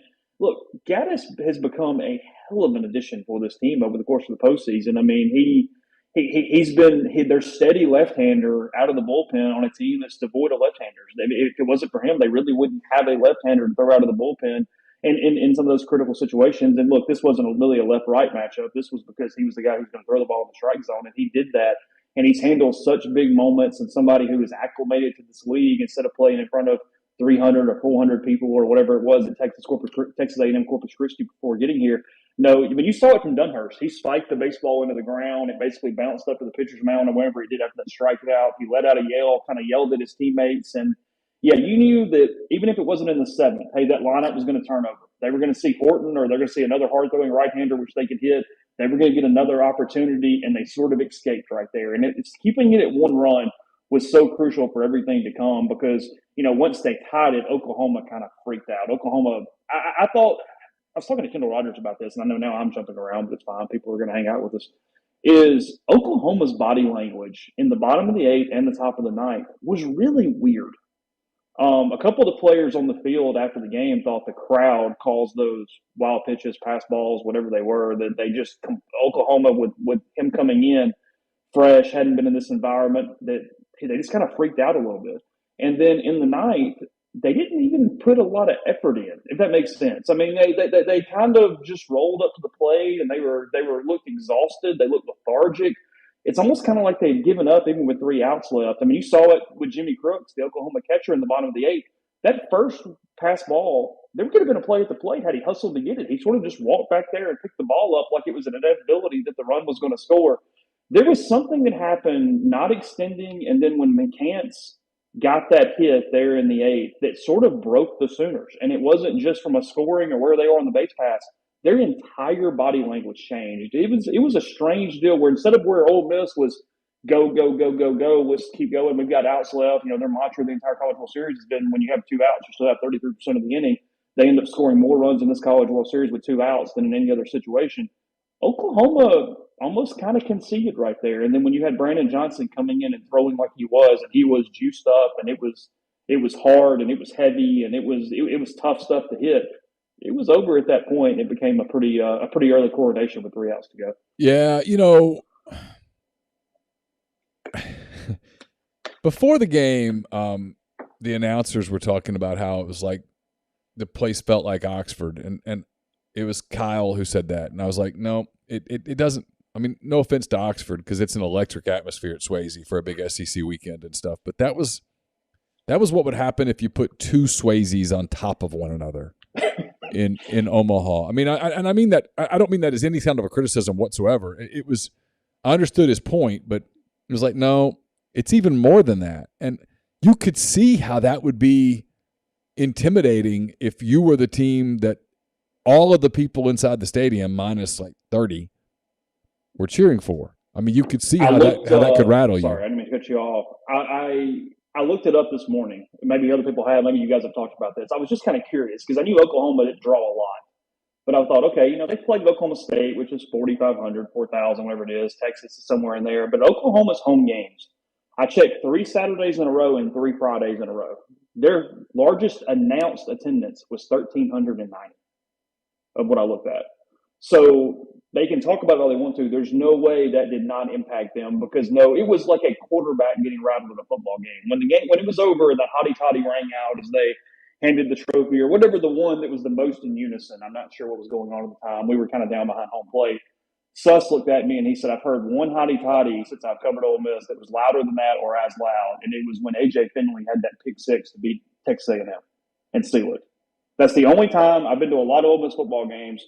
Outside of that, and maybe Ole Miss LSU 2003, it was in a baseball stadium, and it was the loudest cheer hotty-toddy I've heard since I have covered this program, and it was here right now, other than that A.J. Finley thing. There's no way that it did not have some impact there late because once McCants gets that hit in Gonzalez and it starts turning, it does. I mean, it turns into kind of a fever pitch here, and it looked like, Michael, who hasn't experienced it, it looks like he freaked out a little bit, and Crooks definitely freaked out. He's been a really good catcher. He's been excellent all season. He could not catch the baseball against Ole Miss. Every time Ole Miss kind of got rolling a little bit, he would let it go by him. He would drop it. The Oklahoma catcher lost concentration multiple times because of the crowd kind of down on him. We're having some fun with one of the bots where people are asking questions from one of the things that I know you're missing that. So, Mike Bianco, by the way, he said that he heard from the entire Mississippi State coaching staff and Southern Miss coaching staff wishing him luck prior to the finals. Which, by the way, I'm not surprised. I had that question yesterday about what is this? Does it cheapen Mississippi State's title? And the answer is no. Nope. Not even a little bit. In the same way that nothing could happen next year to cheapen Ole Miss's title. It is what is baseball in the state, given Ole Miss, Mississippi State, Southern Miss, all three of them, is so significant and unique in its own way that it elevates that entire profile, but it doesn't cheapen or lessen anybody's individual titles. It makes more people aware of the fanaticism and the resources and the interest and the excitement that just goes around Mississippi college baseball as a whole. Yeah, and that's before the scholarship thing gets kind of leveled out. Look, it's a good time for that. I mean, you look at this. I mean, Ole Miss picks up Nick Pogue from Florida yesterday. He's probably going to be a weekend starter for the Rebels out of the transfer portal. He started 10 games for Florida last season. He's about a year off Tommy John. It wouldn't shock me if he's 92, 95 as a strike thrower next year. They won a national title today. There's going to be people waiting on Carl to get back to do some visits. There's going to be people waiting to do some stuff. This doesn't do anything but help you from the aspect of elevating your program and making some hay in recruiting before or after the scholarship situation. I know the team is coming back tomorrow. There's a parade on Wednesday. We're jumping around a little bit. Forgive me, my. Yeah, 2:00 tomorrow back at Swayze to welcome them back, and then I don't know a time, but the parade is on Wednesday. Y'all might know it. I haven't been back on social media, so if something's been announced, I just haven't seen it yet. I haven't seen a time. I just we were told it's Wednesday. Can't even imagine what that will be. What that will look like. What that will be like. I mean, they've got to go ahead and get it done Wednesday because Mike has got to get to Cary, North Carolina for Team USA. He's already started. I mean, he's more than happy about it, but he's already missed a couple Team USA things, and they've only got a few days before they leave for the Netherlands. So he's pretty busy. I mean, it's incredible, and the guy goes from 27 days ago. He's getting fired. To now, is that what it is? 27 days. And now he's the national champion. And he's National Coach of the Year. National Coach of the Year. And he's got to hustle the parade up because he's got to go coach Team USA. Yeah, I got to be honest. I'm glad Elko didn't hit the home run. I'm just going to be – it would have been too sugary 5:15 Wednesday is the parade. So people will start lining up around 11. Well, I mean, look, Neil, this explains what we're talking about. So I had a friend this morning send a text. They were trying to get standing room only tickets for the game today because it's obviously been sold out. The prices are ridiculous. I mean, the number of people that I've heard of coming in today for the clincher or having to only stay yesterday and leave after one day and all those things. Ticket office opened, I think, at 10 o'clock this morning to get standing room only tickets. And I had somebody who was 20th in line, and they had been standing there since 5:15 a.m. Well, I said this on the podcast earlier. You didn't hear it. Carson's high school soccer coach, Hunter Crane, was there with his boys. And Hunter woke me up this morning at 7 a.m. with a text, and it was a picture. And he goes, tell the people in your thread. And at the time, I didn't know what he was talking about because I obviously was asleep. I had not checked the message board. But he said, tell them that 8 o'clock is not going to do it. And so I pulled up the message board, and people were like, yeah, you need to get in line by 8. And Hunter's picture, and I've never been to Omaha. I wasn't there, so I didn't have the context of what that photo meant necessarily. My eyes, I couldn't look at that and go, oh, well, that's that. But you could tell it was just a whole hell of a lot of people lined up at 7 a.m. And he was in the line. There were people in front of him, but tons of people behind him. And that's why I posted on the board. I think if you wait till 8 to go, you're probably going to be disappointed. I mean, they cut it off because I'm assuming fire code at some point. And everybody in line did not get standing room only tickets because, I mean, at some point you have to actually have a place to stand. So those people had a really bad day. You didn't get a ticket. You couldn't get a Jello shot because I think it worked out. Their team won the national title a few years later. But they couldn't. If you compete a few hours later, it's going to be all right. Yeah, but because the Jello shot thing was not even necessarily the restaurant running out. The supplier couldn't get it to them. Yeah, the supplier had run out of Jello shots. And it wasn't it wasn't just that they ran out of Jello shots. They actually just ran out of the powder that's needed to make Jello. Okay. Which I'm forgiving the people at Rocco's because if you think about it, and last year somebody the record was 2,900 or whatever. I mean, what would have told you, hey, we should prepare for 15,000? It was the perfect storm of certain fan bases and then two fan bases who hung around for a little while and went head to head, who are completely in on the game. Yeah. It had to be State, Ole Miss, LSU, or Arkansas, and frankly, not even State. It had to be Ole Miss, LSU, or Arkansas as two of the three to get that done. Yeah, that's it. The programs that will become absolute superpowers in college baseball if the scholarship thing is lifted. Superpowers. They will be perennial top 5 teams. And what was the final number? Because in all seriousness here, we make a lot of jokes, and look, Rocco's, it's been a marketing genius thing, but credit to them because it was not what they expected. It's not the amount of money. It's so much more than they thought they were going to pull off. The donating the money back to the pantries, really good idea. Thank you. Congrats to them. As the Grove Pantry on campus, that's a hell of an amount of money that really does help food insecurity there. I mean, that turns out to be thousands of dollars that they're going to give back to that. It's the fun when people like you and me who are around it all the time get cynical, which is natural because sometimes it deserves some cynicism, frankly. But those are the cool stories that make you feel good about what it is that we do. Because sometimes I think we look at this and we're like, this stuff is just so utterly meaningless. And then you see stuff that, no, there's a lot of good things that come out of stuff like this. The Rocco's Jello Shot Challenge turns into something that actually benefits needy people, which is really cool. How many seats could this place hold if you had a College World Series that had Ole Miss, State, Arkansas, and LSU in it? Ooh, 45. Oh, they could fill up 45. Yeah. If you had a final that had 2 of those 4 teams. Yeah. Because Ole Miss, Arkansas on different sides of the bracket would have played in the final, and this thing would have been whatever Ole Miss was doing. Arkansas would have matched it, and it would have been the most ridiculous thing we've ever seen. Oh, ticket prices would have been in the 1,000, just outrageous. Yeah. It turns out they played a championship series and we didn't know it. Yeah, Dave Van Horn probably will put his head on the pillow tonight and go, "Yeah, I got beat 2-0 in the one that cost me." Yeah, I mean, I said this. I wrote this in 10 Thoughts. I've talked about this all week. It speaks so much to what this team just accomplished. They won a national championship in a College World Series where they lost on Wednesday and turned around on Thursday, and Connor Nolan pitched one hell of a game. He pitched one hell of a game. He didn't walk anybody, gave up a few hits, 2 runs in 8 innings. The Taylor kid came in and threw a perfect ninth, and you won. Could have lost that day, Chase. That was the bullet. That was the bullet avoided. You played a big-time, proud program that absolutely was going to answer the bell. You knew it. They did. And you won anyway. To me, that's what speaks volumes. That moment, because it's cute, right, to talk about, oh, they went to Coral Gables and they just ran through it. They went to Hattiesburg and they just blew them out.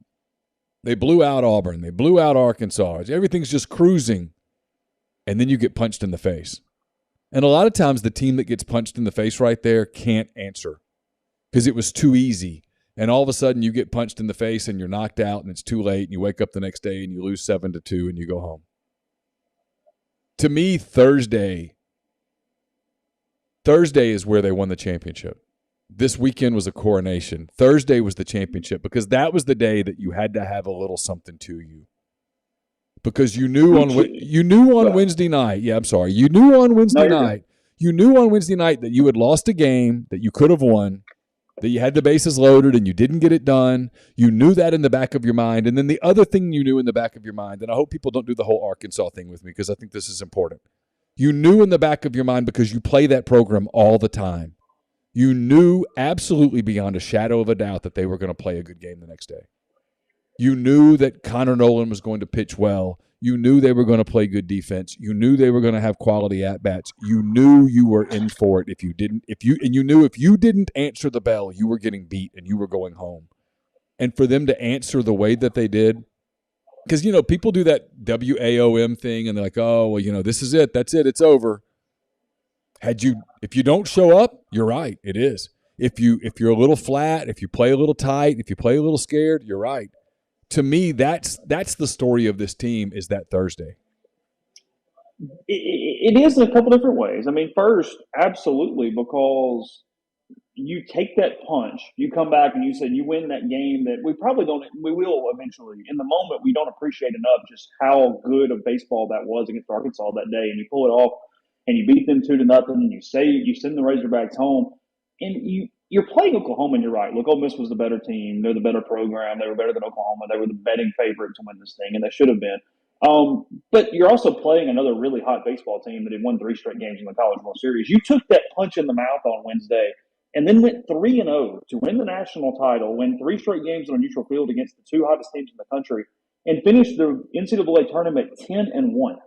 10-1. They went 10-1 in the NCAA tournament. Yeah. They beat, a ton of good teams along the way. I mean, they had a really easy path. No, the hell they didn't. I mean, Miami was a good team. I mean, you had to go in there and win that regional.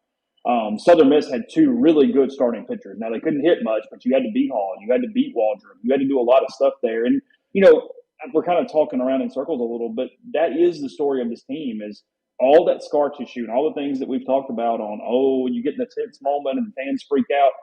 Over and over and over again. Now, look, they got right up against the line. I mean, they got fortunate to get in the tournament.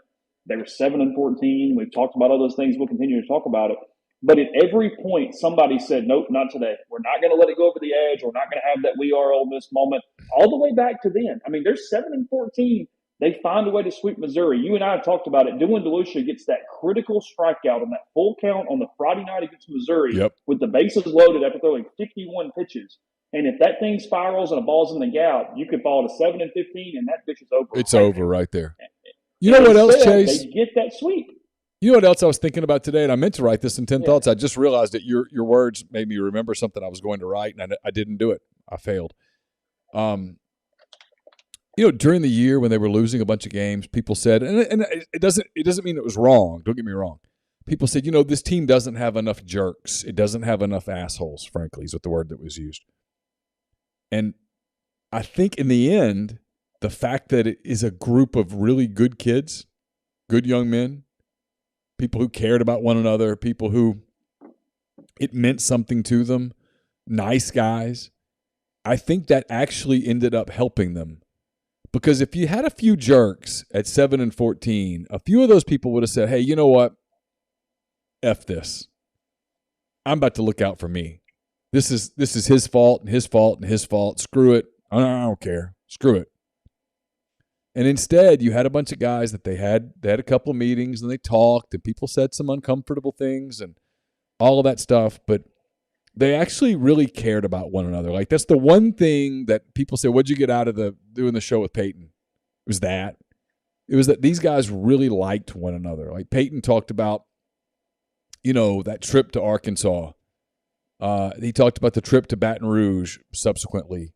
That the one thing that even in those moments when they knew that, hey, maybe this is already done, maybe we're in trouble, maybe it's too late, they still enjoyed the road trip together. They still enjoyed hanging out and playing cards, and they have some other game they play on the bus that, they all really liked. Yeah, they all really liked each other. Yeah, Mafia. They all really liked each other. They enjoyed each other's time. Thank you. You're very kind. I had bourbon delivered. I didn't even ask for it. What does that say? But they really liked each other, and they cared for one another, and they fought for one another. And then on that Monday, when they, I think, expected it to be the end, and instead it was a fresh life, I think they all said, hey, let's just go do this for each other. And I know that sounds corny, but the whole damn story is kind of corny if you look at it on a script. And so it's just kind of amazing how it played out. Frankly, it's much more special in some ways than it would have been if they'd had a Tennessee-like run where they just dominated and won the thing, and it was kind of a fait accompli. Instead, it's the total opposite of that. It's the last spot in the tournament, a 3 seed. Everything's on the road. Like, people were bitching about like being the road team again. I'm like, you were the last team in the tournament. You should be the road team. And they wore the blue uniforms because they thought that was some sort of superstition or whatever. I think it's a stunning story. I don't even, if you were writing the book on this team, I don't know where you would start with chapter 1. They left Fayetteville 7-14 and went 18-4 the rest of the way to win the national title. 18-4 at that point. Because what I'm saying, it's Missouri, and then the next week, something that has never been done in the program history, they swept LSU. They did it with the rain out on Friday night, which could have derailed Dylan Belushi's start. He comes back the next day and he shoves in. It doesn't matter. They went to Baton Rouge and won all 3 games. That doesn't just happen for a lot of teams all the time. I mean, LSU's a pretty damn good baseball program. They go win all 3. I mean, you know what I mean? Like, they go to Hattiesburg and win a tough game on the midweek. Like, they win the Governor's Cup. They did so many things. And then they get to the College World Series, and those moments that we're talking about, you could have lost on Wednesday, and on Thursday you could have said, you know what? We are Ole Miss moment. Hey, you're going to finish 3rd in the country. That's awesome. And Dylan Belushi said, nope, not today. We got it. We're going to move on. Yeah. Last night in game 1 against Oklahoma, same kind of situation. Oklahoma's making a rally. It's 4-2 there. You run yourself out of the inning. Mike Bianco said we basically wrecked it. We screwed it all up. TJ McCants, a guy who was hitting 190 against left-handers, 2-run bomb. Nope, we're okay right now. And then you get to today, and Gonzalez finally breaks out. Elliott was incredibly good for most of his start. I mean, Ole Miss 2 days in a row faced the minimum through 5 innings without its ace throwing in the College World Series. I mean, it's just phenomenal stuff.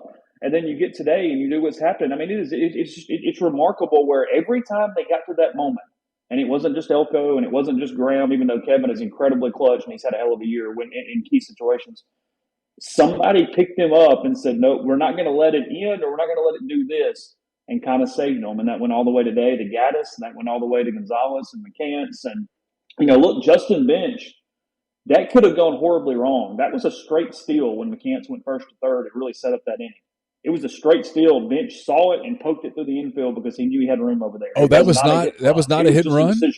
No. That was a straight steal because Mike said he was trying to get McCants to 2nd. And if it didn't happen, he knew it would still be okay because he'd have the top of the order up in the ninth. Holy shit! But McCants, that was not a hit and run. I don't know if you've seen a replay of it. McCants looks like he's looking in the way that you do on a hit and run. No, not a hit and run. Straight steal. Oh my God! Yeah, how badly could that have gone right there? I mean, he got a huge jump. I think he would have been safe anyway. But he ran to second base the way that a runner typically does on a hit and run. Because he even stopped kind of at the bag and then kept going. Yeah, I noticed that part. No, they were trying to stress Crooks, get him to 2nd for Bench, but not swing right there. Bench saw the pitch, saw the second baseman break, knew he had a hole, and poked it through. Well, Jeffrey pointed this out at the very first part of the show. I know you were busy. You didn't hear this, but Jeffrey talked about Justin Bench's bat control. and you saw it there. I'm a little floored right now. I did not know that. I would never have guessed that. If you'd given me like, hey, what do you think that was, a steal or a hit and run? I would have 100 times out of 100 said hit and run there. Nope. That's wild. Look, Justin. That's wild. Justin Bench. I think by winning the title today, we'll talk about him more. I've got some stuff from him. I'm still going to write. I mean, obviously, we can carry this out for a little while from a content standpoint. He's one of the more underrated players ever here because, I mean, you give me 9 Justin Benches, and I'm going to win a lot of baseball games. He plays everywhere. He's had a hell of a year. He stabilized the top of the order when Chatagnier was struggling and allowed Chatagnier to go deeper into the order and kind of be able to do some things there. He had 3 hits in game 1 against Oklahoma.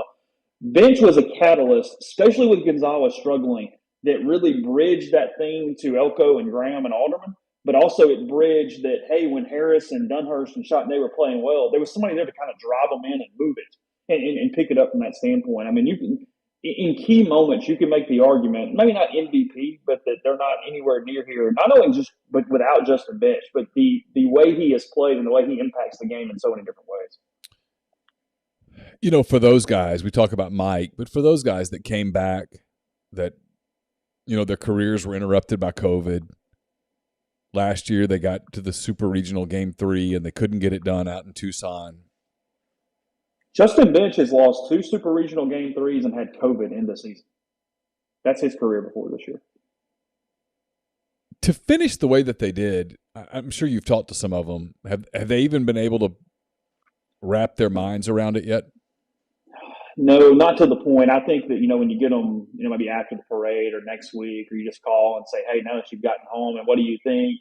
I think they can use words more. There was not these profound things along those lines. But what they have said, and we've talked to, a good many of them after the game on the field, they were just overcome with emotion. But it plays back into what you said. It was that they pulled this off. That they, like you said, they had the belief. They just told each other, guys, just go play. After all that stuff of trying to get in the tournament, road, not road, whatever. Because look, that's the other part of this. They've only played 6 home games since they left Fayetteville. 6. Everything else has been on the road. They've been in suitcases. They've been on buses and planes. Yeah. But next to their name was 0-0. They no longer had to win that game other than Thursday. They never longer had to do this, had to do this. They could just they could play baseball and be the team they were supposed to be at the start of the season. It was such a cleansing to give them the possibility to start over that I think that's what they appreciated so much today, is that they came together and they did so many different things that they just told each other to do. But it's one thing to say it. It's another to get to the end and go, hey, you guys all pull the rope, use whatever cliche you want to use here, and you actually did it. I mean, I lean back to, 2 seniors on this team, guys who are emotional leaders who did not play much, but Max Joffe and Ben Van Cleve.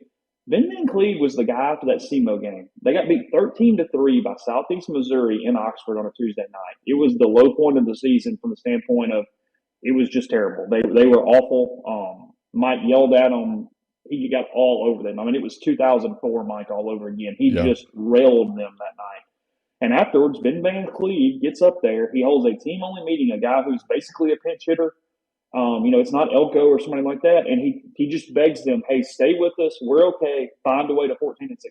That if you get to 14-16, if we can just get to that number, we're going to get in and we're going to have a chance. And by God, they did it. They got to 14-16, got in. And, I was, like I said, we've mentioned this 1,000 times, but I was walking back into the press conference with Kendall, and he looked over and he goes, I hope that everybody gets that, this isn't, the plucky 3 seed. This was an incredibly talented team. And once they kind of got their confidence back and got rolling, it was probably just literally the best team in the country. There was no glass slipper to this at all. It was a team that's just kind of beat the hell out of everybody. Yeah, it wasn't Cinderella. They didn't look like a Cinderella. They didn't play like a Cinderella, but they had a really shitty month.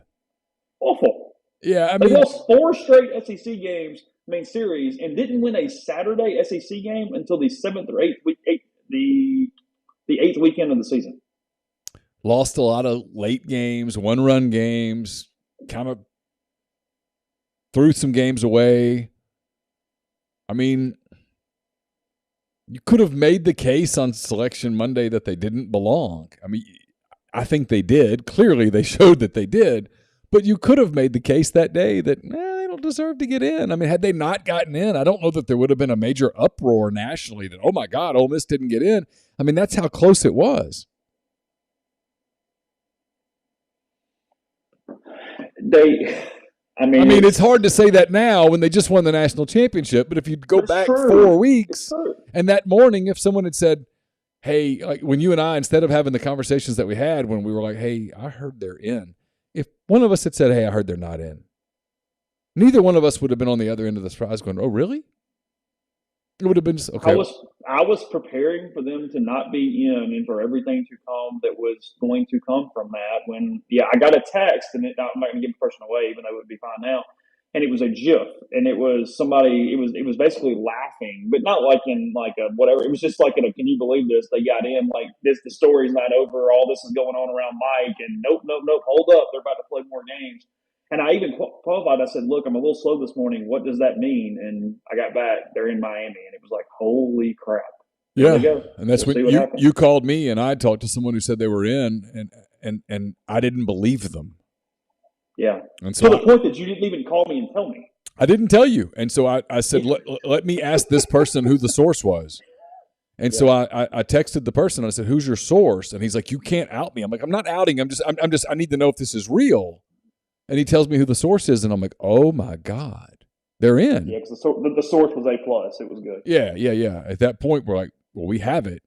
And you're like, well, it's off the record. I'm like, well, it's not. Mine's not. I just got to be a little careful with it. And you know the rest. I mean, it's just it's one of the anecdotes it's kind of one of the beginning anecdotes in just an unpredictable story. By the way, we completely skipped something that happened over the weekend that was actually really funny. Justin Bench and Johnny Bench interacted finally after all these years. I saw that. He said he was pulling for Oklahoma, but yes, he does have a son named Justin, and Justin does have a father named Johnny, or John, I think. John, yeah. By, but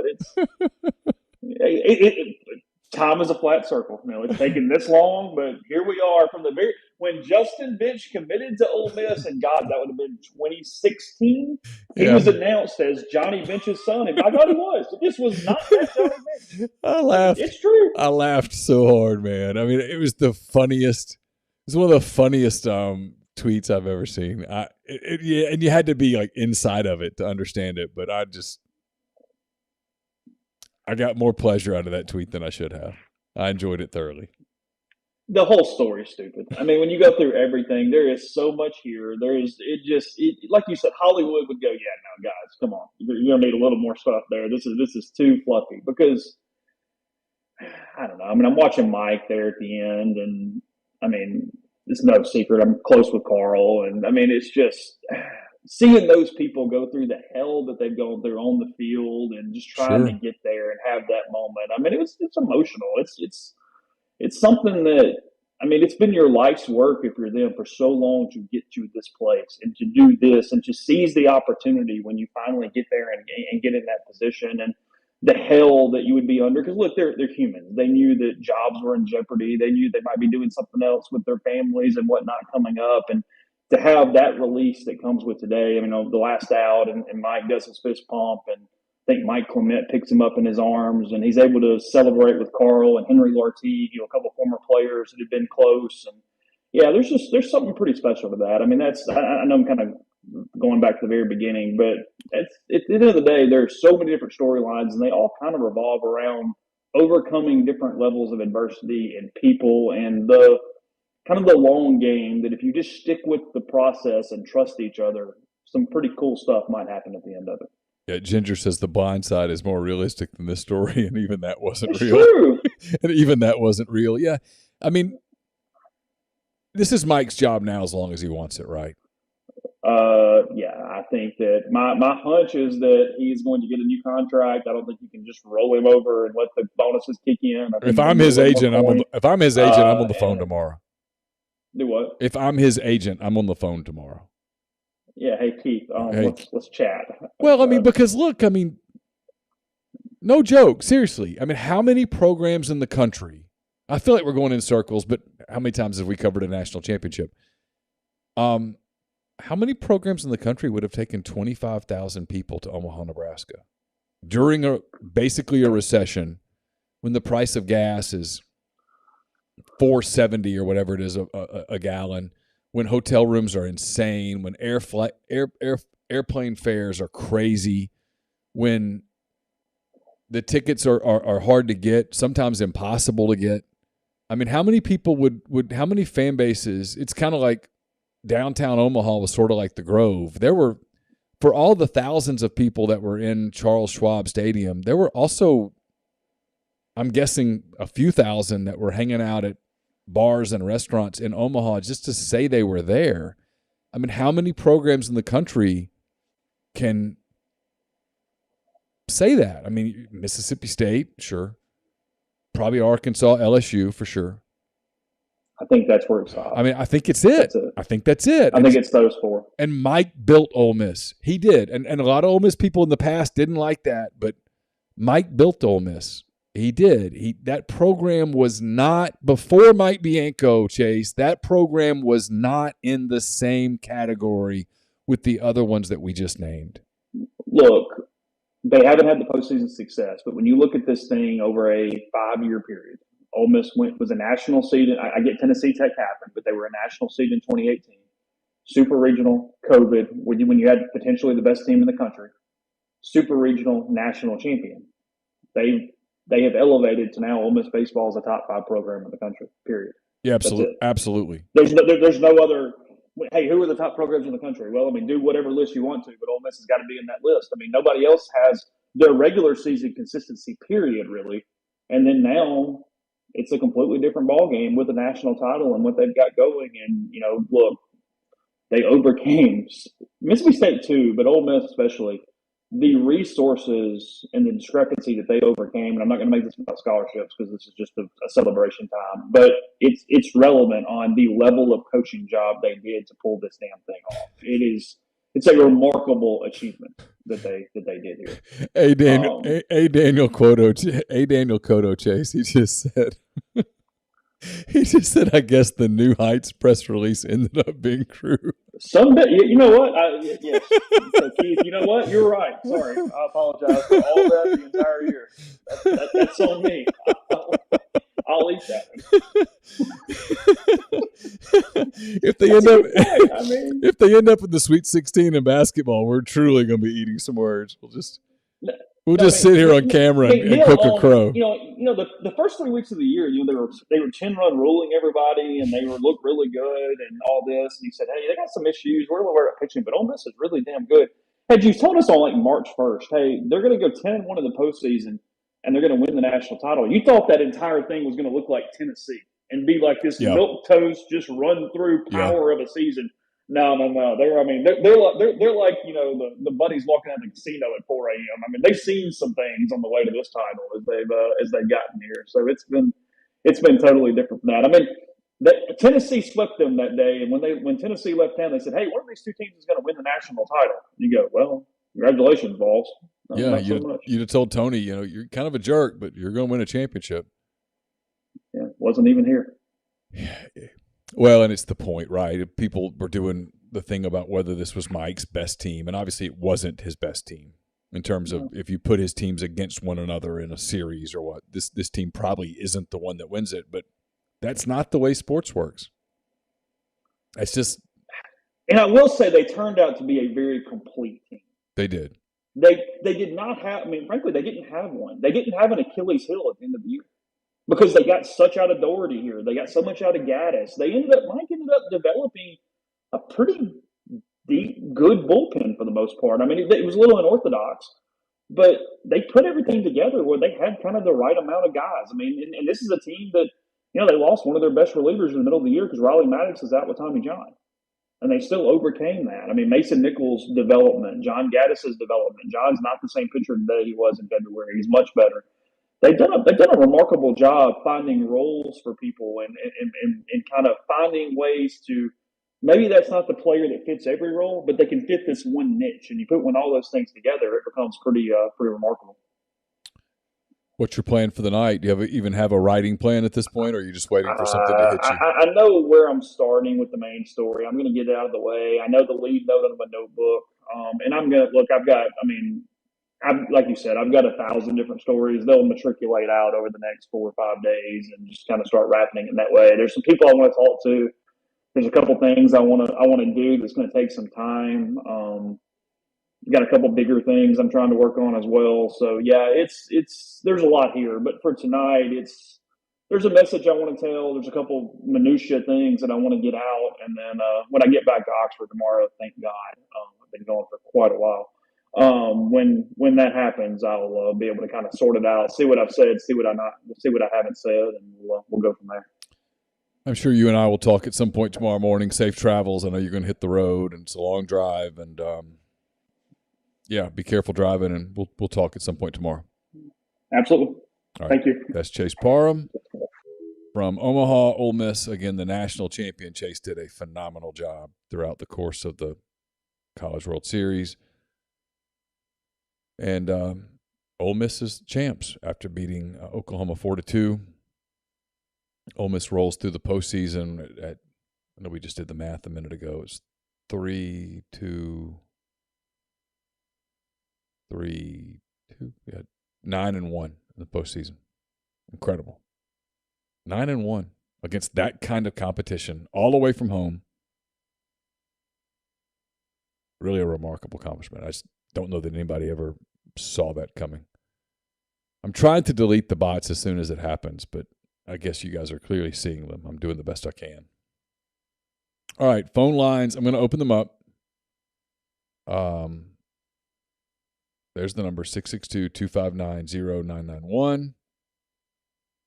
800 plus of you here right now. We've been going for a little over 2 hours. Thanks to all of the people. I know I missed some super chats. Let me see if I can touch those real quick, because I do want to thank the people who were kind enough to super chat us. Kind of going through the thread. Jay Robertson, thank you very much. Appreciate you. Seems like I missed another. Yeah, Justin Cox. He says, this is so weird. They went out and took it. Ole Miss national champions. Cool. Yeah, they did. They just went and took it. Pocket Watch wanted me to tell Chase to jump around like he's in House of Pain. Chase is trying to figure out writing. 10-1. I'm sorry, 10-1. I did not mean to short you a win. I apologize. I was using my math skills, which are subpar. 10-1 in the postseason. Yeah. 3-0 in Coral Gables, 2-0 in Hattiesburg. Yeah, that's right. Then they won. They beat Auburn once, beat Arkansas twice, and then beat Oklahoma twice. So 10-1 in the postseason. The one loss to Arkansas in that game that we talked about that set up the Thursday game that, in hindsight, was the national championship. Just a remarkable accomplishment. A lot of people have already bought merchandise. Again, collegecornerstore.com. I've gotten some pictures from Scott. I'll post them at rebelgrove.com in a little bit. Yeah, Corey says College Corner Store has some pretty good stuff. Yeah, I've looked at it. Let's see, Scott sent me a picture. Yeah, they've got a light blue Ole Miss National Championship T-shirt that looks pretty cool. A white one. My eyesight's not great with this, but that's pretty cool looking picture. Got some cups, bumper stickers, of course, flags, lots of stuff that's there that's really cool. I mean, again, winning a national championship in one of the major sports, not something that happens every day. And but a lot of stuff that's there. So Scott was telling me, and I've said this a few times on the podcast, but if you're just now jumping in, some of the stuff they literally could not legally add until the game was complete. So some of that stuff is going up as we speak. He said some of the stuff won't go up until as late tonight, early tomorrow, just because of how long it takes to load things. So keep looking.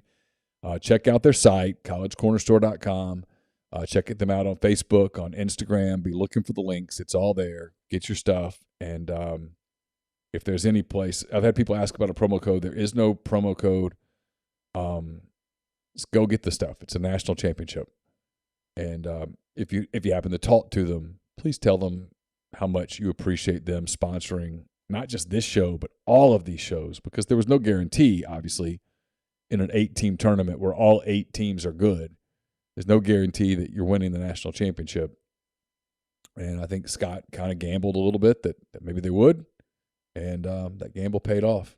So he actually, I don't think he'll mind me telling you this, he had a cruise planned. They canceled the cruise to get to Omaha, and also knowing that if Ole Miss won, that this would be a really unforeseen busy week, and here they are. So, yeah, he wants more. PC Rebel says he wants more Omaha shirts. I'll tell him. Yeah, the Rebs got hot. That would actually be a really good T-shirt. The Rebs got hot, national champions 2022. Tim Elko said, "Don't let the Rebs get hot," and they did, and they're national champions, which is such a cool story. All right, phone lines open 662-259-0991. We've already talked to Jeffrey. We've talked to Brian. We just talked to Chase for 45 minutes. So if you guys want to weigh in tonight, the phone lines are open, and we'll take them. It might be one of those things where people don't even know what to say. Chuck McCarty, thanks. He says, hell yeah, damn right. Really appreciate you and Chase and all that y'all do. Thank you very much, Chuck. We appreciate you appreciating us. It's been a lot of fun. It's been a I guess a long week and a half or whatever, but it's been a lot of fun. It's one of those things where you don't know where it's going to go. And the night that Ole Miss lost to Arkansas, I was like, oh man, another one of these losses, and this is just going to kind of die off. And then Dylan DeLucia has that incredible game, and here we are. Denver says, I sent an email after my order. Thank you, Denver. That's very kind of you. I appreciate that. That lets them know that their sponsorship is worth it. We've had so many people that have advertised with us. Again, thanks to Corinth Dental, to Clearwater Group, Clark Ford, Rafters, obviously the Oxford Exxon for Craddock Oil and all them for all they've done over the years. So a big night, kind of a really fun night to see you guys get a championship happen for you. Elko, apparently during the presser, that's what I need to look for. It reminds me. Thank you for saying that. He says, I don't want a statue. I just want one of all of us holding the trophy. That speaks volumes for who they are as a team. I actually think at the end of the day, being a bunch of nice guys turned out to be a good thing. Nice guys normally don't finish first, and they did.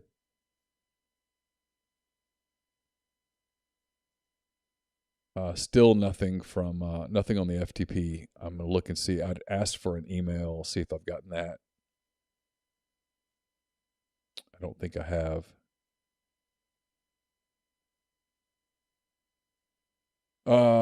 Yeah, nothing yet. Still looking for it. So I'll keep checking to see if Ole Miss puts the press conference up on the FTP where I can get the MP4 file and move it to you guys where you can see it and hear it. But I don't have it yet. Phone lines open, 662-259-0991. Might be one of those days where people are just so happy and excited that they don't feel like calling. I didn't know whether this would end up being like the super drunk show, kind of like last night turned into, or whether this would just be the super sentimental happy show. Championships are so rare. You'll look back on this night, on this day, and the stuff that you'll remember from this day will be different than what you think it will remember. If your experience is anything similar to mine when the Cubs won, you look back and the stuff that you think will mean something to you, it'll be the other stuff. It'll be celebrating with your dad or your son or your daughter or your family, whatever the case may be. That's the cool part. Denver says my wallet's going to be drained if the Avs win tonight. Yeah, the Avalanche and the Lightning game 6 tonight, I think, in the Stanley Cup Finals. So it could be a day full of championships, I guess, if Colorado wins. John, it should not be guilty. It should not be busy. Let me close out of it and reopen it. Close Skype. I'm going to quit Skype, and then I'm going to go in and I'm going to reopen Skype, and let's see if that might be the problem, because I'm surprised that the phone has not rung. That might tell me there was a problem. So I closed it. I'm going to go in and reopen it. Okay. All right, try now. If anybody wants to try, maybe that's the problem. I've restarted Skype.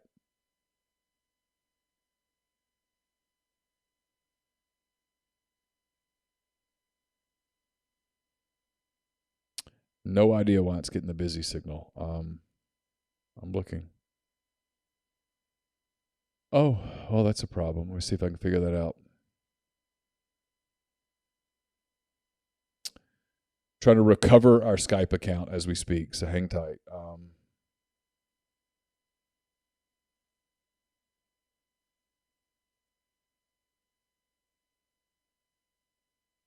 Let's see. Let me get Chase to help me here for a minute.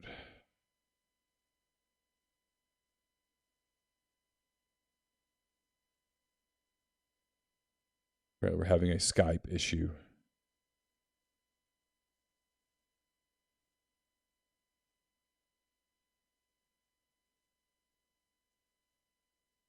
See if we can get that squared away. Hang tight. We'll figure it out. We got, for whatever reason, our account is blocked right now. Something about a payment, probably something like that. No big deal. We'll figure it out real quick and get that restored. Just bear with us. One of those things that happens. Yeah, hang tight. We'll get that worked out. Yeah, Chase is working on it right now. So give us a minute. We'll stay in the thread. If you have any questions in the thread, post them here. We'll get to it. And yeah, Ginger says, bring on the drunks. We deserve this. Yeah. Yeah, we'll get it worked out. I'm glad I figured it out. I checked Skype and I looked at the notifications and we had a problem. So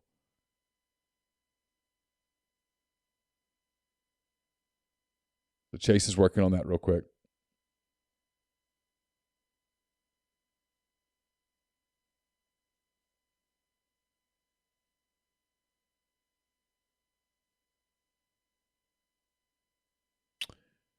Yeah, we can talk about anything you guys want to talk about while we get that worked out. It wasn't Rose Bowl.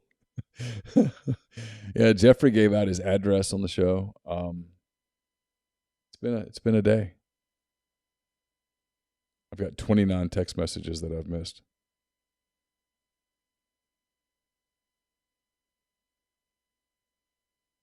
But we're working on it. We'll get it done.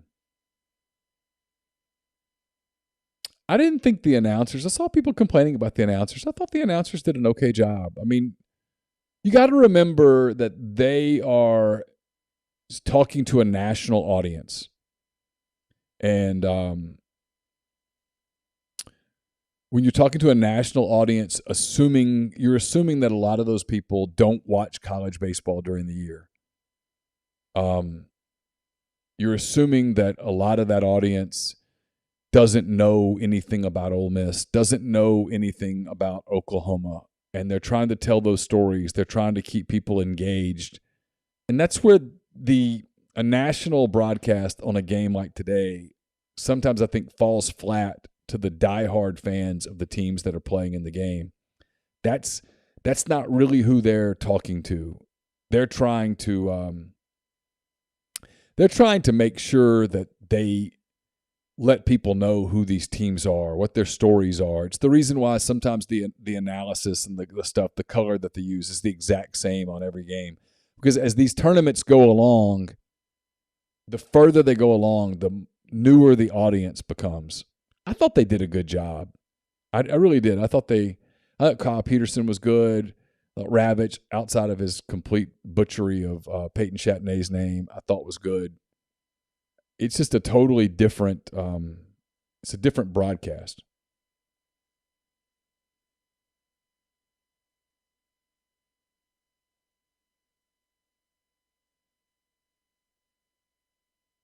I'm still trying to figure it out with Skype.